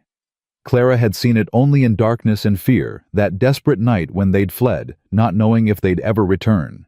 Now, in the pale winter sunlight, she saw it truly for the first time. The house stood solid and welcoming. The barn, rebuilt after Colt's men burned the original, was sturdy and new. And everywhere signs of neighbors' care: firewood, stacked high fences, mended animals fed. They took care of everything, Samuel said, his voice thick. While we were gone, they took care of everything. Old Pete emerged from the barn, his weathered face breaking into a grin. About time you showed up. Was starting to think you'd decided to become city folk. Samuel swung down from the wagon and clasped the older man's hand. Pete, I don't know how to thank you. Don't need thanks. You'd have done the same for me. Pete's eyes moved to Clara. This the bride heard you finally got your head out of your backside and married her. That's one way to put it. Pete extended his hand to Clara. Ma'am, glad to have you official-like. These kids need a mama, and any woman who can talk men out of killing deserves the title. Thank you, Mr. Martinez. Just Pete, ma'am. We don't stand on ceremony out here. Over the next few weeks, Clara learned exactly how right Ruth had been about the challenges ahead. Ranching was harder than anything she'd ever done. Harder than teaching reluctant students. Harder than nursing her husband through illness. Harder than surviving rejection and loss and a journey through frozen mountains. But Ruth was true to her word. She produced Sarah's journal, a thick, leather-bound book filled with careful notes and diagrams, and began teaching Clara its secrets. See here. Ruth pointed to a page covered in Sarah's neat handwriting. Mama kept track of every cow, every calf, every season. When they bred, when they calved, which ones had trouble. It's like a medical record. That's exactly what she called it. Ruth's voice softened. She said the animals couldn't tell us when something was wrong, so we had to watch and write and remember. Clara studied the journal with growing respect. Sarah Callahan had been more than a rancher's wife. She'd been a scientist, an observer, a keeper of knowledge. I wish I could have known her, Clara said. Ruth was quiet for a moment. Sometimes I forget what her voice sounded like. I try to hear it in my head, but it's getting harder. Tell me something she used to say, something that stuck with you. Ruth thought. She used to say that the land doesn't care who owns it. It just keeps growing and changing and being itself. We're the ones who have to adapt, not the other way around. That's beautiful. It made more sense when she said it. Ruth closed the journal carefully. She was good with words, made hard things sound simple. You're good with words too. Clara touched Ruth's shoulder. You've got her gift. Ruth's eyes filled with tears, but she didn't look away. You think so? I know so. That night, after the children were in bed, Clara found Samuel on the porch, staring out at the darkened ranch. You're thinking about her, Clara said, settling beside him. I'm always thinking about her.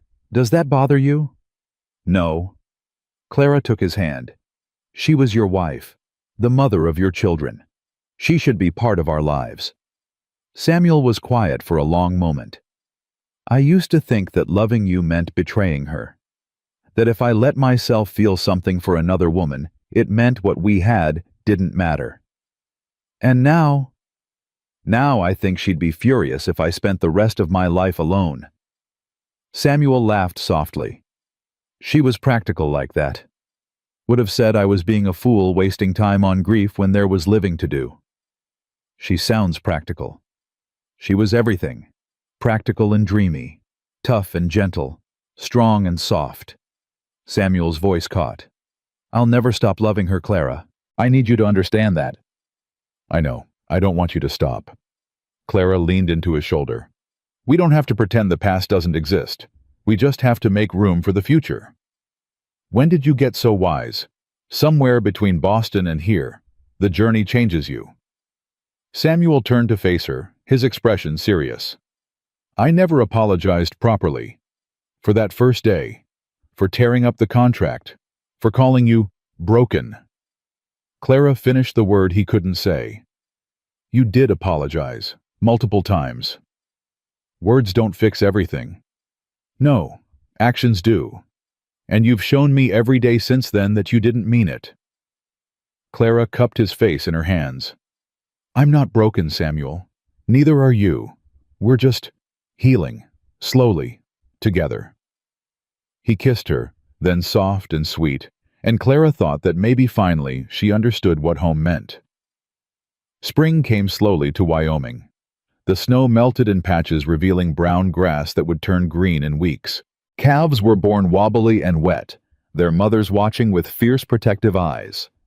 The world came alive again, and with it, the ranch. Clara threw herself into the work. She learned to birth calves and mend fences. She learned which plants were medicine and which were poison. She learned to read the sky for storms and the ground for water. And she learned to be a mother.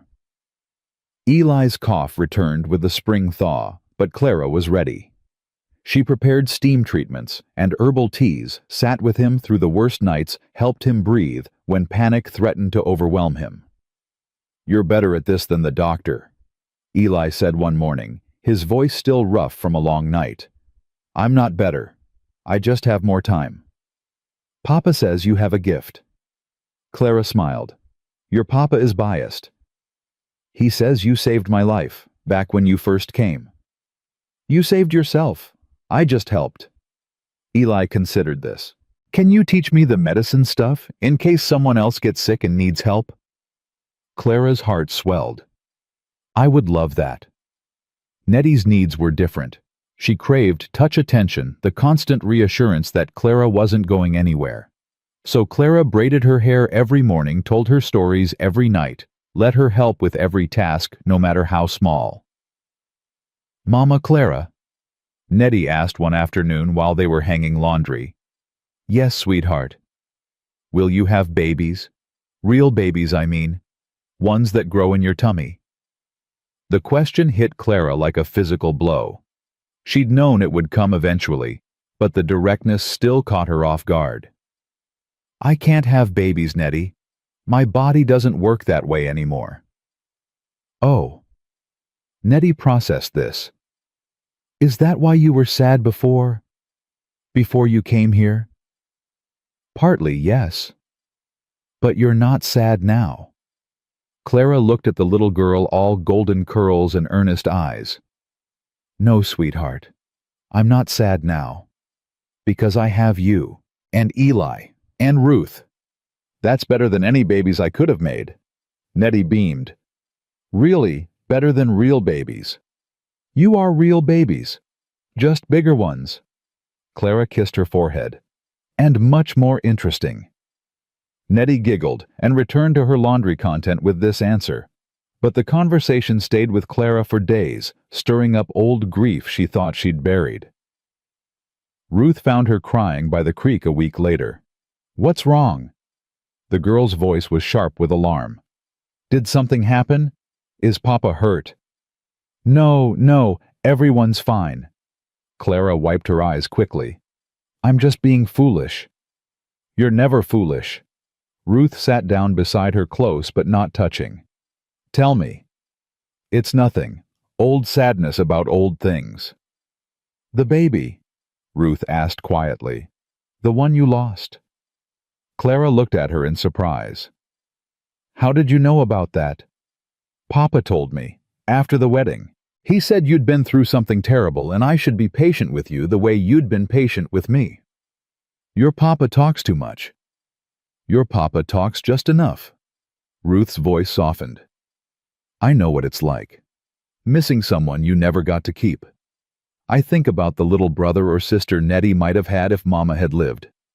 I think about all the things that could have been different. That's a heavy burden for someone your age. Maybe. But it makes me understand things other kids don't. Ruth finally reached out, taking Clara's hand. You're not foolish for crying. You're just human. And humans hurt sometimes even when things are good. Clara squeezed the girl's hand. When did you get so wise? I had a good teacher. Your mother. Both of them. The tears came again, but this time they weren't just grief. They were gratitude, relief, love so big it had to overflow somehow. Thank you, Ruth, for accepting me, for giving me a chance. Thank you for not giving up on us. Ruth leaned her head against Clara's shoulder. Even when we made it really hard. They sat there together as the afternoon sun warmed the land, two wounded souls finally beginning to heal. The first anniversary of Clara's arrival came and went without fanfare. She woke that morning in her bedroom, their bedroom now hers and Samuel's, and realized with a start what day it was. 1 year since she'd stepped off that stagecoach. 1 year since Samuel had torn up their contract and called her broken. Everything had changed. Nothing had changed. Both were true. Samuel stirred beside her. You're thinking loud enough to wake the dead. Sorry, go back to sleep. Can't sleep now. What's on your mind? A year ago, today, you rejected me. Samuel went still. Then he pulled her closer, wrapping his arms around her. Worst mistake of my life. It worked out, though. Did it? His voice was serious. I put you through hell, Clara. Made you earn something that should have been given freely. What kind of man does that? A scared one. A grieving one. Clara turned to face him. A man who grew beyond his fear. Because of you. Because of choice. You chose to be different. That's what matters. Samuel kissed her softly. What do you want to do today, to mark the anniversary? I want a normal day. Chores. Lessons with the children. Dinner together. Maybe a walk down to the creek if there's time. That's it. No celebration. This is the celebration. This life. This family. This ordinary, beautiful, hard-won peace. Clara touched his face. I spent 2 years grieving for what I lost. I don't want to spend any more time looking backward. I want to be here, now, with you. Samuel's eyes were bright. I love you, Clara Callahan. I love you too, Samuel. More than I thought I could love anyone again. They lay there as dawn light crept through the window, holding each other, breathing together. Then Nettie's voice rang through the house. Mama Clara, Papa Eli found a baby bird and Ruth says we can't keep it, but I think we should, and you need to come settle it right now. Clara laughed. Duty calls. It never stops calling. Would you want it to? Samuel considered this. Not for anything in the world.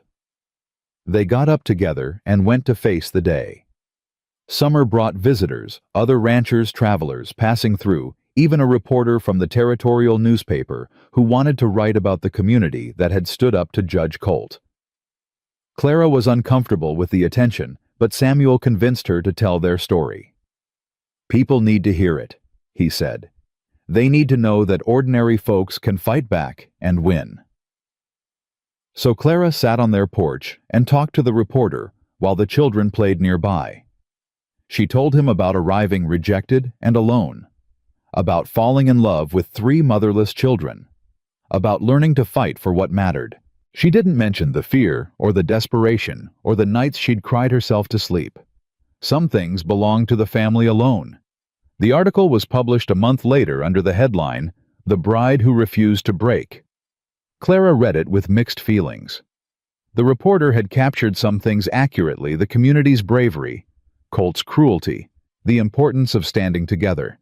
But he'd turned her into a hero, and she wasn't comfortable with that. "You are a hero," Ruth insisted when Clara expressed her doubts. "You saved Eli. You helped Papa fight Colt. You kept this family together." "I did what anyone would do." "No, you did what most people are too scared to do." Ruth's voice was firm. "That's what makes it heroic." Clara didn't argue, but privately she thought the real heroes were the people who kept going day after day, who got up each morning and chose to love even when it hurt, who built lives out of loss and made families out of fragments. People like Samuel, people like Ruth, like Eli and Nettie, like Sarah, who had fought so hard to protect the family she'd leave behind. Heroes weren't people who did one big thing. They were people who did small things over and over, even when nobody was watching. That was the lesson Clara had learned in Wyoming. And it was the lesson she hoped to pass on. The first frost of the second winter found the family gathered around the dinner table celebrating Nettie's 5th birthday. Clara had baked a cake lopsided and slightly burned, but Nettie declared it the best cake she'd ever eaten. Samuel had carved a new doll to replace the one-armed survivor that Nettie still treasured. Ruth had written a poem. Eli had painted a picture of the whole family standing in front of the ranch. "This is us," Nettie said, studying the painting with fierce concentration. "That's Papa, and that's Mama Clara, and that's Ruth being bossy, and that's Eli with his paints, and that's me with my dollies." "I'm not bossy," Ruth protested. "You're a little bossy," Samuel said with a grin. "I'm appropriately assertive." Everyone laughed, and Clara felt tears prick her eyes. Not sad tears, just full ones, the kind that came when happiness overflowed. "What's wrong, Mama?" Nettie asked, her small face creased with concern. "Nothing's wrong, sweetheart. I'm just happy." "Then why are you crying?" "Sometimes people cry when they're happy. It's a way of letting the feelings out." Nettie considered this. That's confusing. Feelings usually are. Later that night, after the children were in bed and the house was quiet, Clara and Samuel sat by the fire. The cold pressed against the windows, but inside everything was warm. "Do you ever think about what might have happened?" Samuel asked. "If things had been different." "What do you mean?" "If I hadn't rejected you. If we'd gotten married that first day the way we planned." Clara thought about it. "I think we would have been miserable. Two strangers trying to build something out of obligation instead of choice. It wouldn't have worked." "So you're glad I was cruel to you?" "I'm glad we took the long way, the hard way." Clara reached for his hand. "It made us stronger, made what we have real." "The long way," Samuel repeated. "I like that. It's like Ruth said once. Her mother used to say the land doesn't care about our plans. It just keeps being itself. We're the ones who have to adapt." Sarah said that. Apparently, Ruth's been sharing her wisdom bit by bit. Samuel's eyes grew bright. "I'm glad. I was so scared Ruth would lock Sarah away, never talk about her again. But having you here, it's given her permission to remember. Sarah's part of this family, Samuel. She always will be. We don't have to forget her to move forward." "I know that now." He squeezed her hand. "You taught me that." They sat in comfortable silence, the fire crackling, the wind outside a distant whisper. "Clara, yes. Thank you. For staying. For fighting. For loving us, even when we made it impossible." Clara leaned into his shoulder. "Thank you for finally letting me in. For choosing to be brave. For giving me a home." "It's your home too. Always has been from the moment you refused to leave." "I didn't refuse to leave. Winter trapped me." "Keep telling yourself that." Samuel's voice was warm with affection. "But we both know the truth. You stayed because you wanted to. Because some part of you knew this was where you belonged."